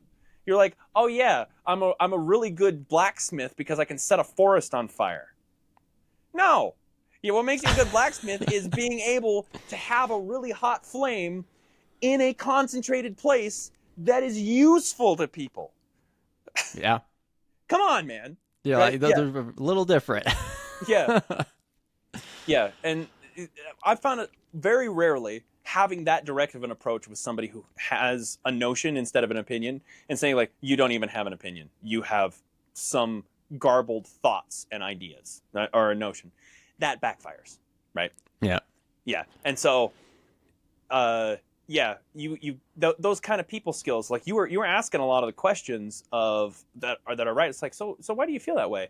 Or it's just like, it's like, wow, I've never heard anybody with that opinion. I honestly want to know how you got to that. Yeah. And that's one of those things where I didn't do that for a while because I thought it was disingenuous because I was not honestly interested in what anybody else had to say. The problem was not that the problem is not, me not saying, hey, that's a really interesting opinion. Tell me more about it. The problem is that I need to get out of my own head and be genuinely interested in what people say. Yeah. Because that strengthens my own opinions, right? And also builds friendships, which means that, like, not only do I improve, I am now in a position where I have earned the right in other people's lives to help them improve their lives too. Yeah, that's an interesting thought. It's like I used to use the word like challenge people's opinions, or like, I think it's more of question, like not like in a rude way, but question, be like, oh, well, why is that? Like we were saying before, because challenging almost sometimes, I mean, I just, in my head, I use it instead of challenging, because that almost seems like not assertive, but combative. Combative. Well, I guess, no, I know exactly what you're talking about, because in part of my personal growth journey, that I have undergone was that, in my opinion, I thought that I was challenging other people's opinions. No, I just had a notion that I was challenging other people's opinions. There's no way that you can challenge something that you don't even understand. Yeah. If you want to challenge people's opinions, you have to ask questions. There's no way that you can defend against an enemy that you don't know is there. If something is attacking you, right? Oh yeah, I mean, that's how Rome fell, right? They fell from within. Right. that and they were drinking lead, and there's lots of problems, but yes. There was, that and just Italian food is terrible. They've never met good food anywhere at any point. My family's so, I can't even finish that. My family's so Italian. I'm like, you're killing me here. You're killing me. Oh, yeah. I love Italian food. Yeah. No. Italian food is amazing. I want to make sure that is out there. I'm mostly just bitter because I pretty much no pasta can fit into my current diet, and I miss it so much. Oh yeah, I don't eat it super often nowadays, but if I had to pull it out of my diet completely, I don't know if I could do it. Genetically speaking, my body would be like, no, this is who you are. No, it would be, no. No. That's what it would be like. Yeah. I had no idea you were Italian because your last name is Jackson. Yeah. So, on my mom's side. Okay. Yep. Okay. My dad's side is like very German, but I actually, kind of a random bit of history. I'm actually related to two different famous Jacksons in history. Can you guess? Andrew Jackson, the 7th president of the United States. Yeah, Old Hickory himself. Yes, Old Hickory. Have you ever heard of the Jackson cheese? I haven't. Oh my God. Well, when Andrew Jackson was elected president, there was a cheesemaker from New York that made like an 11-ton cheese wheel that he gifted to Andrew Jackson, and he held 3 different cheese eating parties, still could not finish this thing. He left it in the basement. He left it in the basement for the next president because he hated him. Right? He locked it up in the basement. And sealed all the doors so the smell wasn't there. And so when the next president moved into the White House that beat him and knocked him out of the White House, he opened up the basement. It's just, right? That's so funny. This cheese was so pungent that there was stories of people all over Washington, D.C. could smell the cheese all over town. Ooh, that's rough. Yeah. So there's good a way to get podcast back called at someone. The Dollop. There's a podcast called The Dollop. That's one of the episodes called The Jackson Cheese. It pretty much every Dollop episode is a major trip, but yeah, that one is a personal favorite of mine. But yeah, so anyways, so you're related to Andrew Jackson. Yes. So Andrew Jackson is my 11th cousin's spouse, which is not super close, but. Well, dude, it's right there. It's practically like being, Beyonce's agent's foot massager. Dude, you're right there. There you go. What about You're in the inner circle. I mean, yes, I got all the benefits. And then the other the other Jackson. Right. Do you have any idea? And it's about the same distance, but it's Stonewall Jackson, Oh, Jonathan James Jackson. that's the other. I forgot the other Jackson that I knew. Yes, yes, the Confederate Wait, general. didn't Stonewall fight for? Wait, did he fight for the good side or for the South? He was a Confederate general. Yeah. You know how he died? I think I do, but I don't remember. From what I recall, is he was shot by his own men after a battle next to a Union flag because they thought he was a Union soldier. Isn't that crazy? And I'm pretty sure the maybe, Confederates a little won bit. that battle. So he was just like looking over the battlefield, and they saw a flag next to him. So he was just standing next to it, looking over. Can you imagine being that guy? It's like, Jeb, I finally killed one of them Yanks. Can't wait to tell Stonewall. Where is he? Oh, we missed one. Stonewall, Shoot. General. Where Is you it- at? Hey, he seems to be missing. Oh no. Hey, who's this guy right next to you, Jeb? Oh, he's that Yank I shot. Jeb. He was not promoted that day. Or maybe he Oh, was. no. Yeah, like, listen. We need a general There's now. so many stories of people on the job accidentally disrespecting their boss's boss. Can you imagine if that was your day one screw up? It's like, yeah, I'm a private in the army, accidentally killed my general. Yeah, things aren't going great.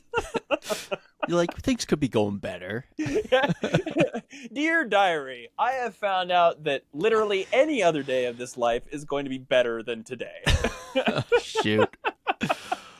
Oh, man. Yeah, can you? That reminds me of that line from Office Space where he says, like, every day that I've worked at this job has been worse than the last. So every day that you've seen me has been on the worst day of my life, right? And I think about that. I think about that quote quite often, and I don't think I've ever. I really hope that I've experienced the worst day of my life so far. I hope I do. I hope I do. But can you imagine knowing that today was going to be the worst day of your life? Shoot. No, I don't. Right? I'm Well, no, okay. don't shoot, Jeb. That what got you in this hole. Man. That's the whole fucking point. Don't shoot. He's your boss's boss. Man. Yeah, That's and crazy. you think you screwed up by accidentally CCing the general manager in on a personal chain, right? Right. Yeah, right. You're like, oh, this was the wrong There's- Danny I there's messaged. that guy. Well, I mean, okay. Here's the thing. Here's the thing. Is that guy is an American hero. That soldier that screwed up is an American hero. There you go. Whatever Yeah, his right? name was, Yeah, it's like the same thing. It's like, yeah, Hitler was a terrible guy, but at least he killed Hitler. he took out Hitler. Hitler took Yeah, out Hitler. Yeah. Like that was his one redeeming. It's like a, yeah. Yeah. That's so funny. Someone's gonna be listening to this and be quite offended, but it's I don't great. care. I know. Well, yeah, it's like that's another thing too. Is that like, I used to be you've known me for a long time. And you know what I'm willing to say. In Oh public. yes, oh yes. It's Oh, yeah. always great. There would be times I'd be like, "Why'd you say that in front of someone that was paying us?" You know, and then Blake would sometimes be like, "Okay, Tallen." Dude, I remember one night we went to Buffalo Wild Wings, right? Yeah. And there was this waitress from downtown New York. I think like Queens or Brooklyn or something. It was downtown New York, but she was going all off about the attitude that she had because she's from New York. Yeah. And I remember it was just like, I looked like right at her and I was just like, "Oh, you got a New York attitude?" She's like, "Yeah." I'm like, "You should have brought it. Would have liked to see it." Right? Yeah. And she fought with me for a while, but I remember I won. I won the attitude off, right? Was this after Summer of '89 gig or something? Yeah, because the entire Because this vaguely band- sounds familiar. Yeah.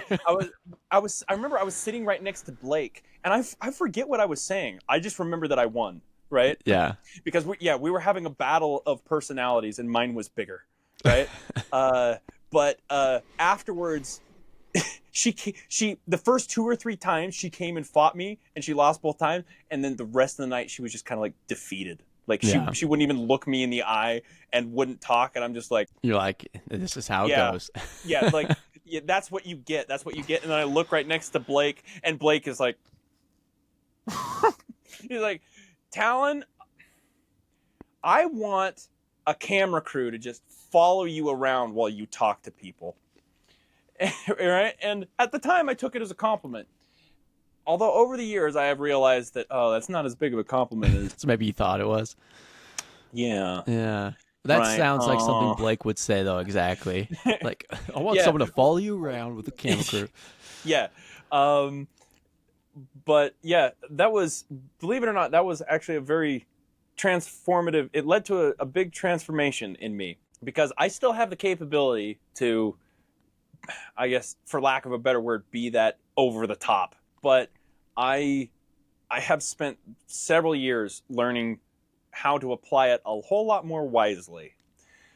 Believe it or not, I can be taken out in public now. Whoa. Right. What is this? Right. Well, and see, part of this was like, part of what was going through my head. It was just like, wait, last time Jackson saw me was before COVID, so he is asking. His last memories of me in person were of who I was back then, and he's still letting me be on his podcast. You're like, oh I was boy. just like, yes, let's really hope I've changed as much as I think I have. Right? No, I mean, Yeah. here's the thing. Like, I always admired your ability and skill and your personality. Some people were like, no, this may sound weird because, oh, and I'm gonna make you blush, right? Because you were genuinely yourself, and there was Okay. a lot of people in the music world that put up this front, right? And I mean, I always felt like I was pretty much myself. Like I'm seriously unserious, where I can be like a serious person when in the right setting, but with my friends and like people that I'm, buddies with, I can BS and stuff, but I'm also still my reserved self even in that. I'm always kind of myself. It's just You're never going to be the loudest guy in the room. No, I never have been, never will be. But it's perfect for the things I want to do. Like my personality is great for my type of line of work. Yeah. For things that I want to do. For things like this, like, I'm not going to be like, oh, I have to be talking the whole time in a podcast. I don't want to be that guy. Like, I want to have a conversation, right? And have my personality and their personality be how it would be if we're just hanging out. And, like... I don't know if you can tell, but I'm definitely the kind of guy that wants to talk over everybody in a podcast. Well, which is good because sometimes I don't always know what to say. I do. I never run out of things to say. I don't think ever in my life have I ever run out of things to say. Well, it shows because this is by far my longest podcast. Because we had some issues with it cutting out for a minute, but we're at an hour now, and that is the second time starting it. So we're probably almost 2 hours at this point. Well, see, here's the thing: the entire thing has been gold. Oh right? yes, it has been. You found gold, and we just kept digging. Right. Yeah. Yeah, I will. Let me ask you this. Go through your list of questions, like other questions you haven't asked. Yeah. So the first one was how many projects, what you got going on, how many hours you work typically, and I have 2 more. So I usually have like 4 or 5 just to kind of guide. The next one is what is a recent lesson you discovered while gigging? And you brought up lots of things, but a recent lesson of whether it's musically or with your personality or like how to market yourself, social media, any of that, Oh, yeah. This probably the most recent, hugely impactful lesson. I was playing with a country guy named Stephen Bosco. We were playing out in Camas. And he told me right before the gig, so I'd only played with Stephen once before, not really with a full band. It was for a small private event party. And so I did not know his festival set, right? And so this was the first time I'd actually played with a set list. The last time he just said, hey, listen, just show up. We're just going to jam because we're background music, right? Cool. So I'm like, yeah, great, I can do that. But this time he's like, all right, this is the set list. And he has like, here's who starts, and he's got like a program. Like he's got a show, right? And I had no idea who else was on that gig. I knew the fiddle player. I knew the fiddle player because I had actually met her just a couple months before, but I did not know the bassist and I did not know the guitarist. I Okay. barely knew the guy that hired me. But Steven comes to me and he says, like, yeah, I booked a guitarist like 2 weeks ago, and then he flaked like 2 days ago. So this guitarist guy has only had about 48 hours of time to prepare, right? And you and I both know that a lot of times that means that, like, realistically, you only have 4 hours, if you're very fortunate, of actual time to listen to and start learning some of the music, Yeah. right? And it was this old guy named Joey, and he, for the amount of preparation, I thought he would have had 2 weeks with how good he sounded. This guy sounded great, right? But through that, Steven said the reason why the other guy got fired, because he didn't really back out. I think he did get fired, but that was because he kept texting Steven and say, hey, listen, I'm not sure how well I'm going to have this. I'm not sure how good I'm going to have this. You know, is it all right if I just kind of wing this part here? And eventually Steve got sick of it, right? Yeah. At least as far as I might have some of these details wrong, but that's the gist that I got. But what I have very clear in my mind is what Steven said after that. He says, listen, I will take unprepared but confident over prepared but unconfident every time. Yep. Yeah. So that's the lesson. You are not paid for your musical skill. You are paid for your confidence. 100%. Well, I wouldn't say 100%. I would say 90-10. 90% confidence, 10% technical skill. I've heard people give more generous percentages to technical skill, but my experience says the opposite.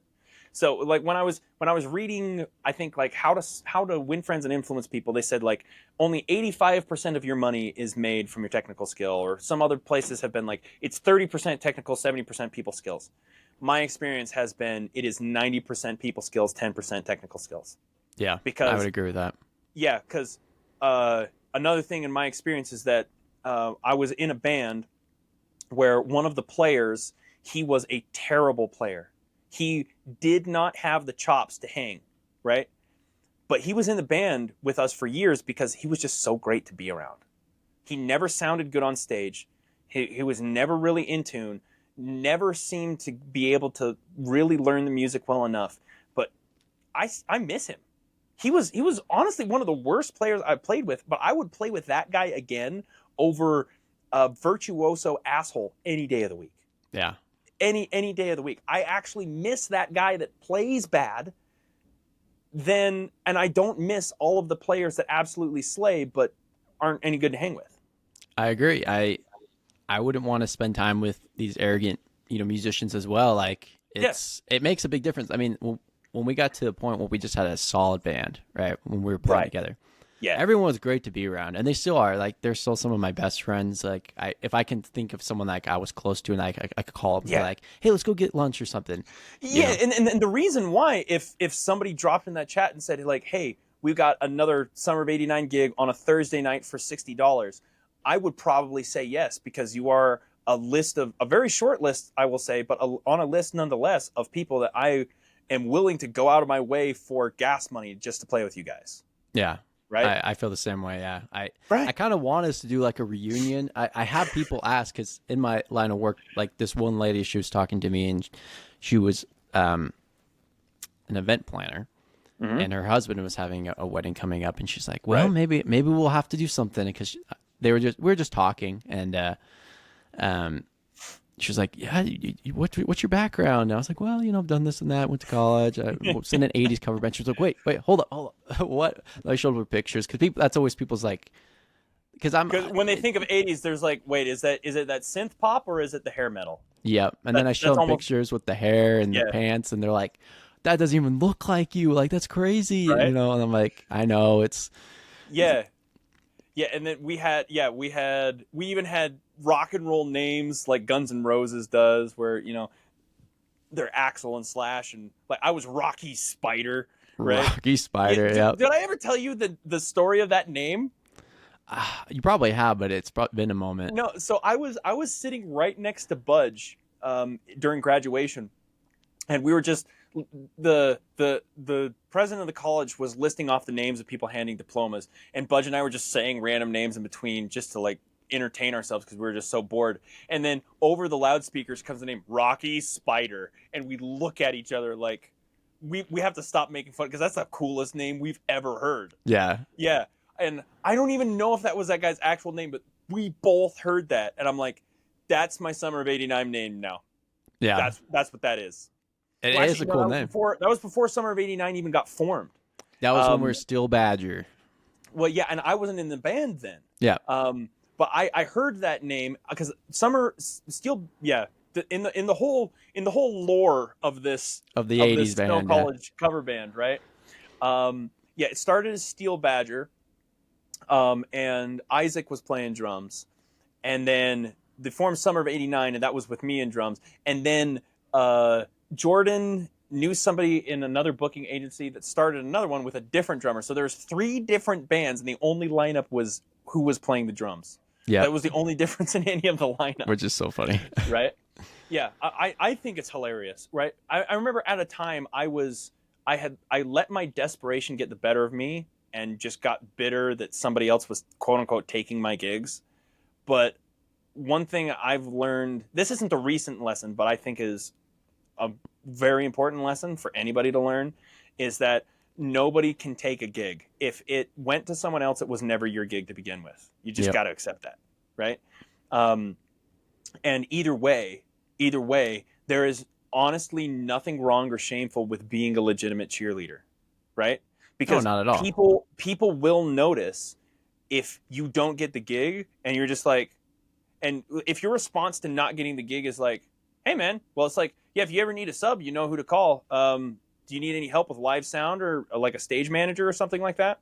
And then people just go, wait, I just came and expected to have this guy's heart get broken. Like I was breaking hard news to him. And his response is, well, is there any other way I can help? Right? People will remember that. Right? Yeah. And people, if you do that for people, people will go out of their way to find work for you. It's true. Right? Yeah, I agree. I just recently hired a technician for something, and they did an okay job, but was a little distracted. And I have, high paying clients. Yeah. And I had a lot of other people reach out when I was, trying to find someone for this gig. And because of that experience of them just being distracted, like doing an okay job, but like not being fully invested in the gig that I'm paying them to do, Right. I am going to go to someone else probably for the next technician gig. Right. And I've had someone reach out to me twice that, I'm probably going to give them the opportunity this time now. They just weren't usually the first one to reach out, and I'm usually got to line it up, Yeah. So it's just giving that, we're just talking about this scenario, right? Of you just, being that person. Now I'm like, you know what? This person's reached out to me twice. I'm going to use this guy next time. And because the person I used wasn't quite what I was exactly needing and wanting. Yeah. And another thing to do is I had to learn how to respond when I found out I was that guy, where I was the guy where they were thinking, yeah, I'm probably going to go with somebody else next time. Like that. I needed to do something about that. And like my solution was just what I described. My solution was like, I realized that every time I tried to talk down somebody, it would backfire majorly. Right. And I used to be that asshole. Right. And I regret that very deeply. I work every day to make sure that I never do that again. But yeah, my solution was like, what I said way back when, earlier in the podcast, back in the dark ages. Right. Yeah. 2 hours ago. Yeah. Right. With that whole,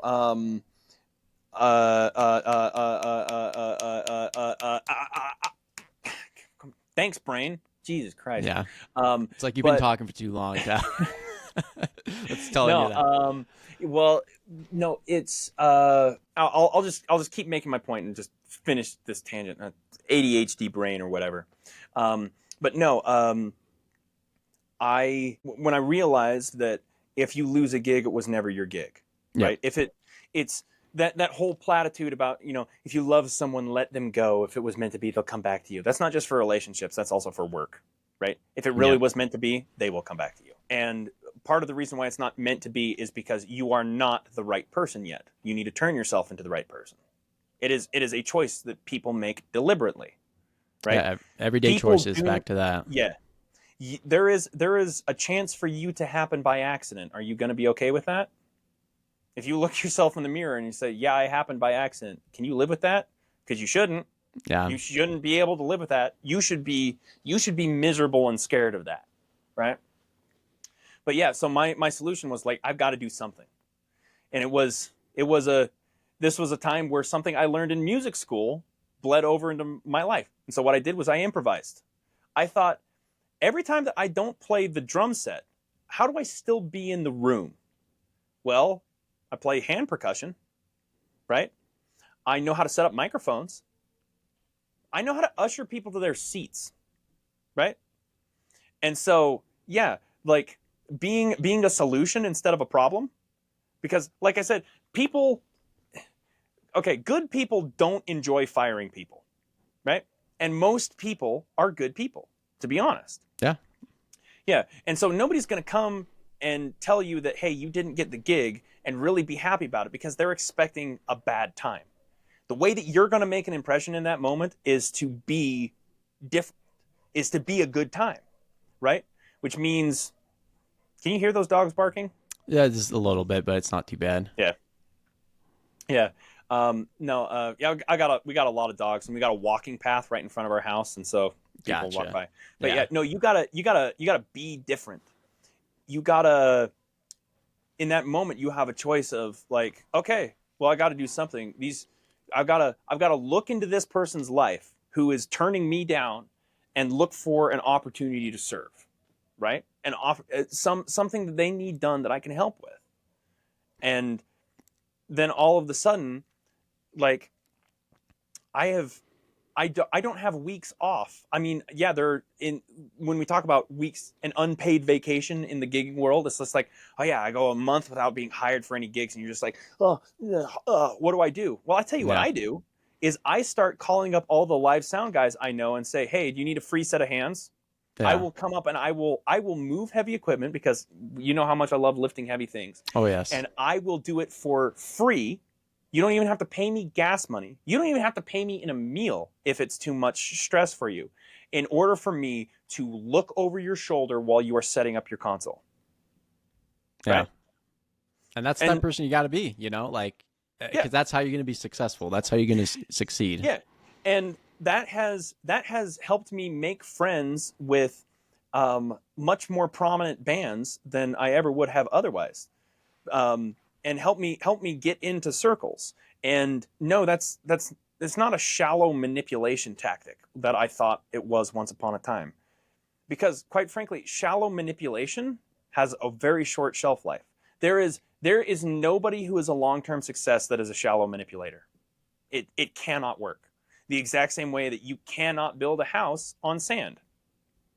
Right? Yeah. That song that we learned when we were kids. Yeah. You can't do it. It is physically impossible. It is logistically impossible. You cannot drive from here to Vegas on an eighth of a tank of gas. You can't do it. You cannot build success on being disingenuine or manipulative, right? Yeah. Yeah. The only way that you are ever going to get work is by honestly looking into somebody else's life, finding something that you can help with, and being helpful, being a servant, being, whatever word you want to use, right? And so what that means on a practical level for me is that I'm never bored. Never. Yeah. And I also am never lost, because I've got too many options of things that I can do. Yeah, and that's exactly where you want to be. Right. So, well, let me ask my last question, then we'll kind of wrap it up. Yeah. Right. Because I gotta get to some other things, but I did not think we'd go this long, but I'm glad we did, because, like you said, it's all been gold. That's what she said. Oh my god. Oh shoot. Yeah. You've been waiting to find one of those, right? Yeah. Ah! Okay. All right. No, it's been fun catching up and just talking shop, and we'll have to catch up in person though for sure. I mean, Linden's not too far away. Right. I just haven't had really a day off in like a moment, which is fine. But I mean, if Jackson, we've discussed this. You haven't been spending your choices. you're right, I've been going fishing and the time I so fair enough, fair enough. All right, here's the last question. Hmm. What is the most important thing you've learned in school while studying music?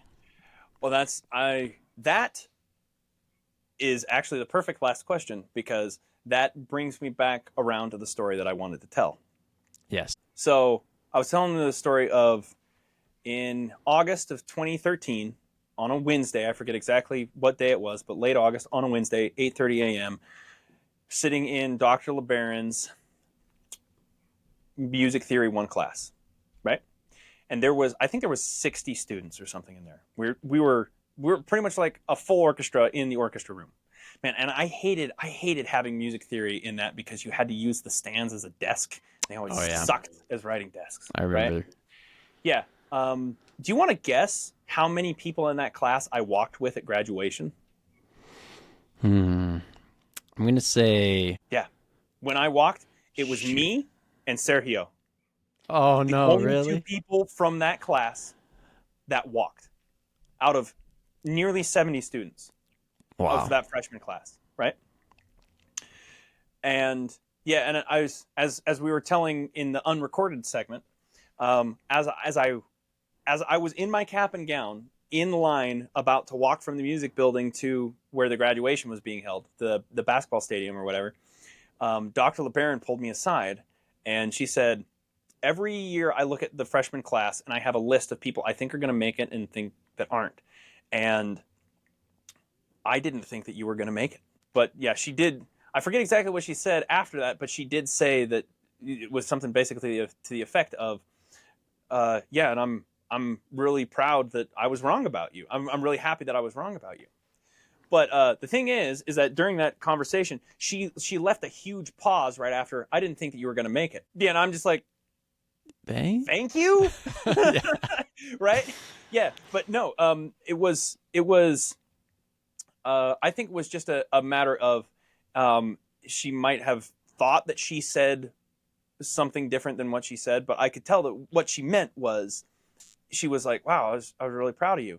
And see, here's another thing is that I walked with Sergio, but I was really the actual only music major that walked because Sergio, he changed to like a technical production kind of thing.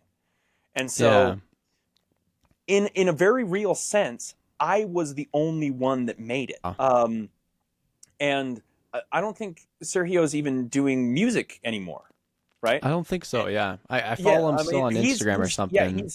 well, yeah. I follow him on Instagram, and he does like crazy yoga stuff, and like I'm like, man, I wish I could do what he's doing. Like, man, it's like folding himself into a pretzel and doing backflips or whatever, Yep. and I was just like, I had no idea humans could do that. I thought you had to be a superhero or whatever, right?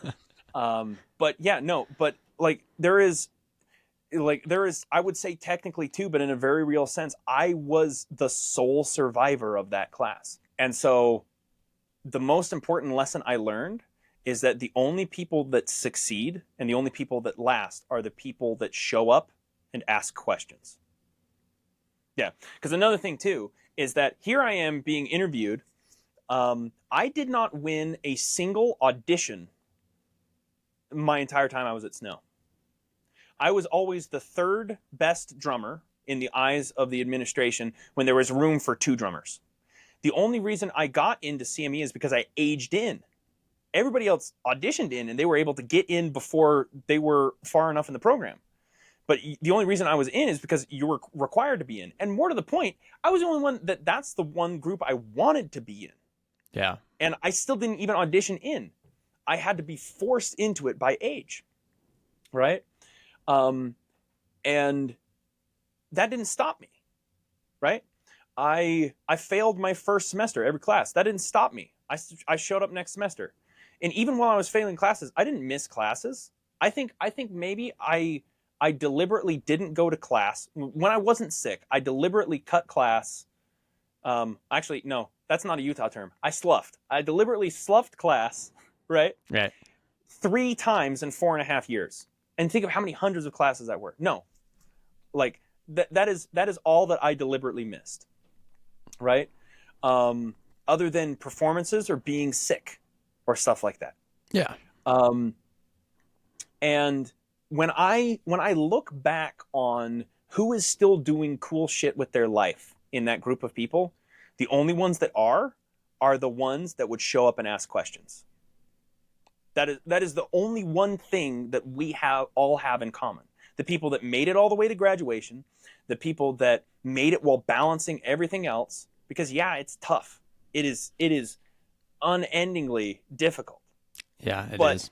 yeah, but quite frankly, I can walk into a room of people and look at a whole bunch of students and see who is engaged in trying to learn, and everybody else is going to live a very uneventful and boring life. Yeah. It gives you that perspective now, being on the other side of the Yeah. the classroom desk, if you will, right? Yeah. You're the Yeah. teacher now.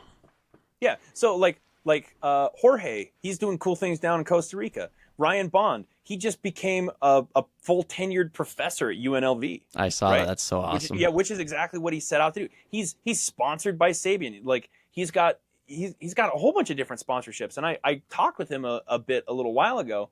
But yeah, he was another one of those guys. And so me, Jorge, and Ryan were the only people, a lot of times we were the only people in the music building after 10 p.m.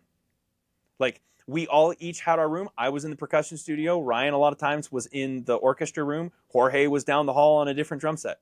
Yep. And a lot of times we would just see each other passing in the halls of like, we'd be going home at 10:30, right? And that's how all of us were, right?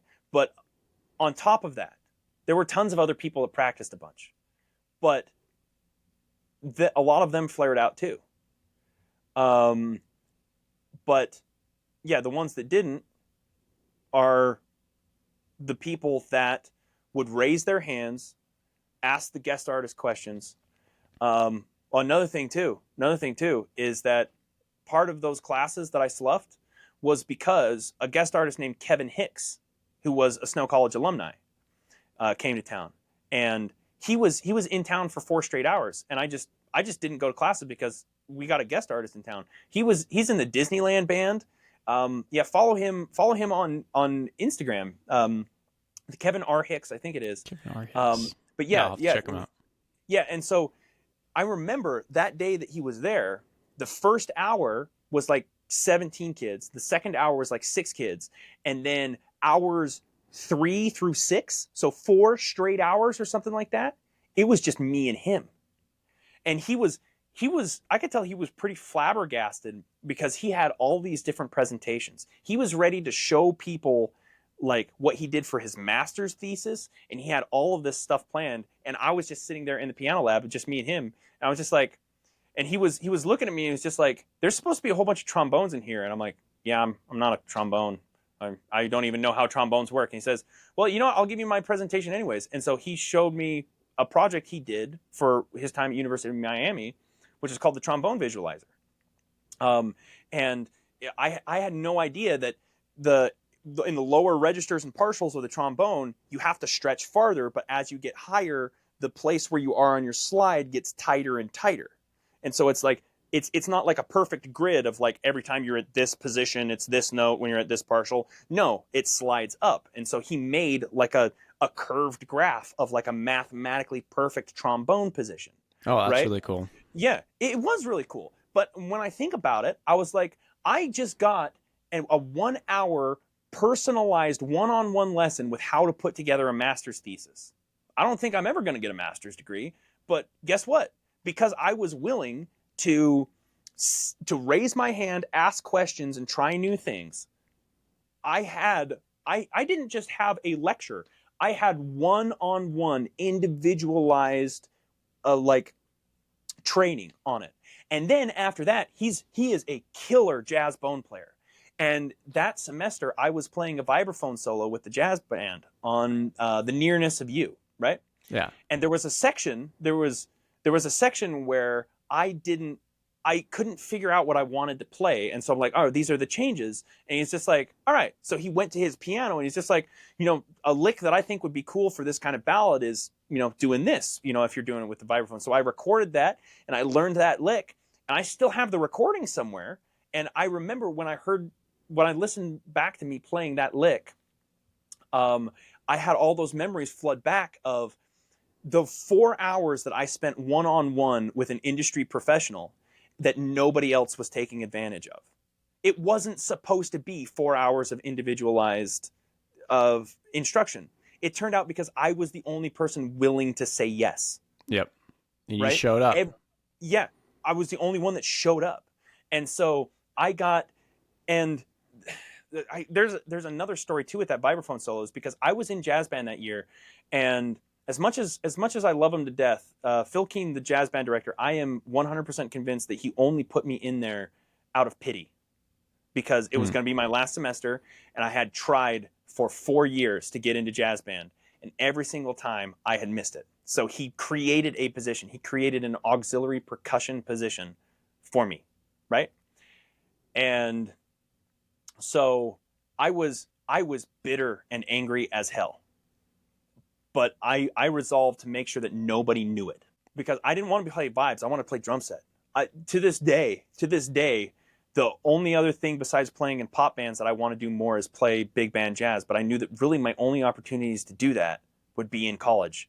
And I have, to this day, really only been able to play one song in my entire life with a big band the way that I wished to play. But I have a video recording of me being a featured soloist for a jazz band, because I was willing to not only say yes to things that I didn't immediately want to say yes to because it just wasn't exactly the way I wanted. I said yes, and then I put in the fucking work.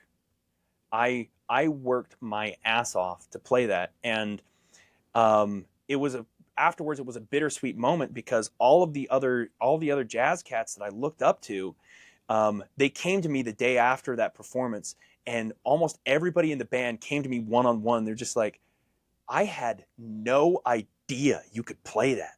I had no idea because the vibraphone was really, really quiet. And so even during all the rehearsals, they still weren't hearing me. Yeah. Right. And so when they finally listened back to the recording, and I guess that's another quick lesson, kids, listen back to recordings. Right. Always. But no, they listened back to the recording where they can finally hear me.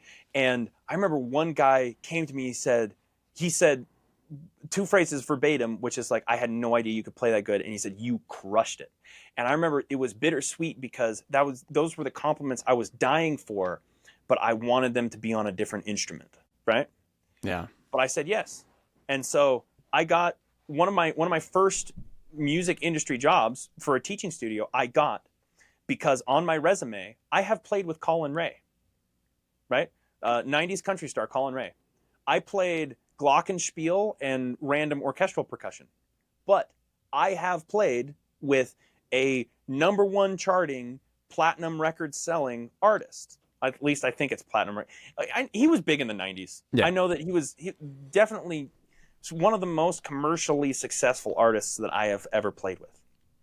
Because none of the other percussionists wanted to be in orchestra. I said yes because every time I would walk past the hall and I would see those posters of guest artists that come to town, they never called for the Wind Symphony. They called for the orchestra. And the only reason I got it is because nobody else wanted to say yes. It was almost like a curse. Every time I wanted something that somebody else wanted, I didn't get it. Every time. For 9 semesters. Every single time. But I showed up. And I guess the final thought that I have on that is that kind of behavior is indicative of a certain level of quality in a person. So my dad is a huge basketball fan, and he said, I was telling him this once, and he sat down and he said, so you know Charles Barkley? I'm like, yeah, he's one of the guys in Space Jam. And my dad's like, I don't know what that is, but Charles Barkley is a Hall of Fame hold on. One weird thing about this diet is that my stomach is empty all the time. And so if I'm ever excited, all of a sudden I just get these like tiny little burps. But Yeah, anyways, no, you're so good. yeah. So Charles Barkley is a Hall of Fame basketball player, right? Yeah. But my dad said, you know that he was not very good in high school and not very good in college, and he barely made the pros. But in the professional world, he is one of the best to ever step on a court, which is hard to believe because you would think that people in the professional world would crush it in high school, crush it in college, and then crush it in the NFL. Well, the truth is that the best NFL quarterback in the history of the game kind of was okay in high school, wasn't that great in college. And then he gets to the NFL, and I think he's the only NFL player to have 10 Super Bowl rings. That's Tom Brady, right? Yeah. But what my dad said is that the reason Charles Barkley succeeded at the highest level is because his game was always a professional game. The game at the college level is not necessarily the game of the pros. And so I realized that, all right, I'm suffering and I'm quote unquote failing here because I think that my game is built for the professional scene. And then I get to the professional scene and I was absolutely right. All of the habits that never really got me the success I wanted in snow are constantly finding new ways to find me success outside of snow. And I don't want that taken as an indictment of snow. Because I honestly think that on a very real level, the administration was right to not give me the opportunities I wanted because I wasn't ready for them. I really wasn't. So I want it to be known that I think that benching me, I mean, I'm a huge sports fan, so I'm going to be using a lot of sports terms. Yeah, that's fine. I love it. Yeah. But benching me was the right decision, right? I mean, they would let me practice. They would believe in me. They would pull me aside, and one of them even told me, he said, you know, I've been a music teacher my entire life. I don't think I've ever been more proud or more impressed of a single student than you. And I remember thinking, but you keep passing me over, you know? And at the time, it took me a long time. It took me a long time to become okay with that.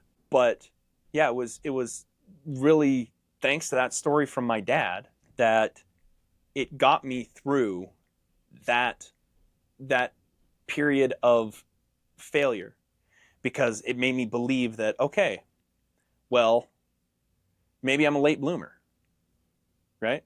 And in a sense, I really, really am. Because,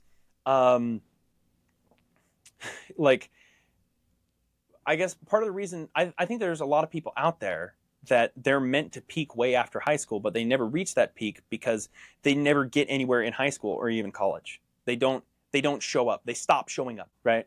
And so your peak is much farther down the road. You gotta keep climbing. But right now, I'm very much of the opinion that if I hit a peak, I've taken a wrong path. I'm doing something wrong, right? The joy is not in the summit. The joy is in the climb. In the journey. The people that, yeah.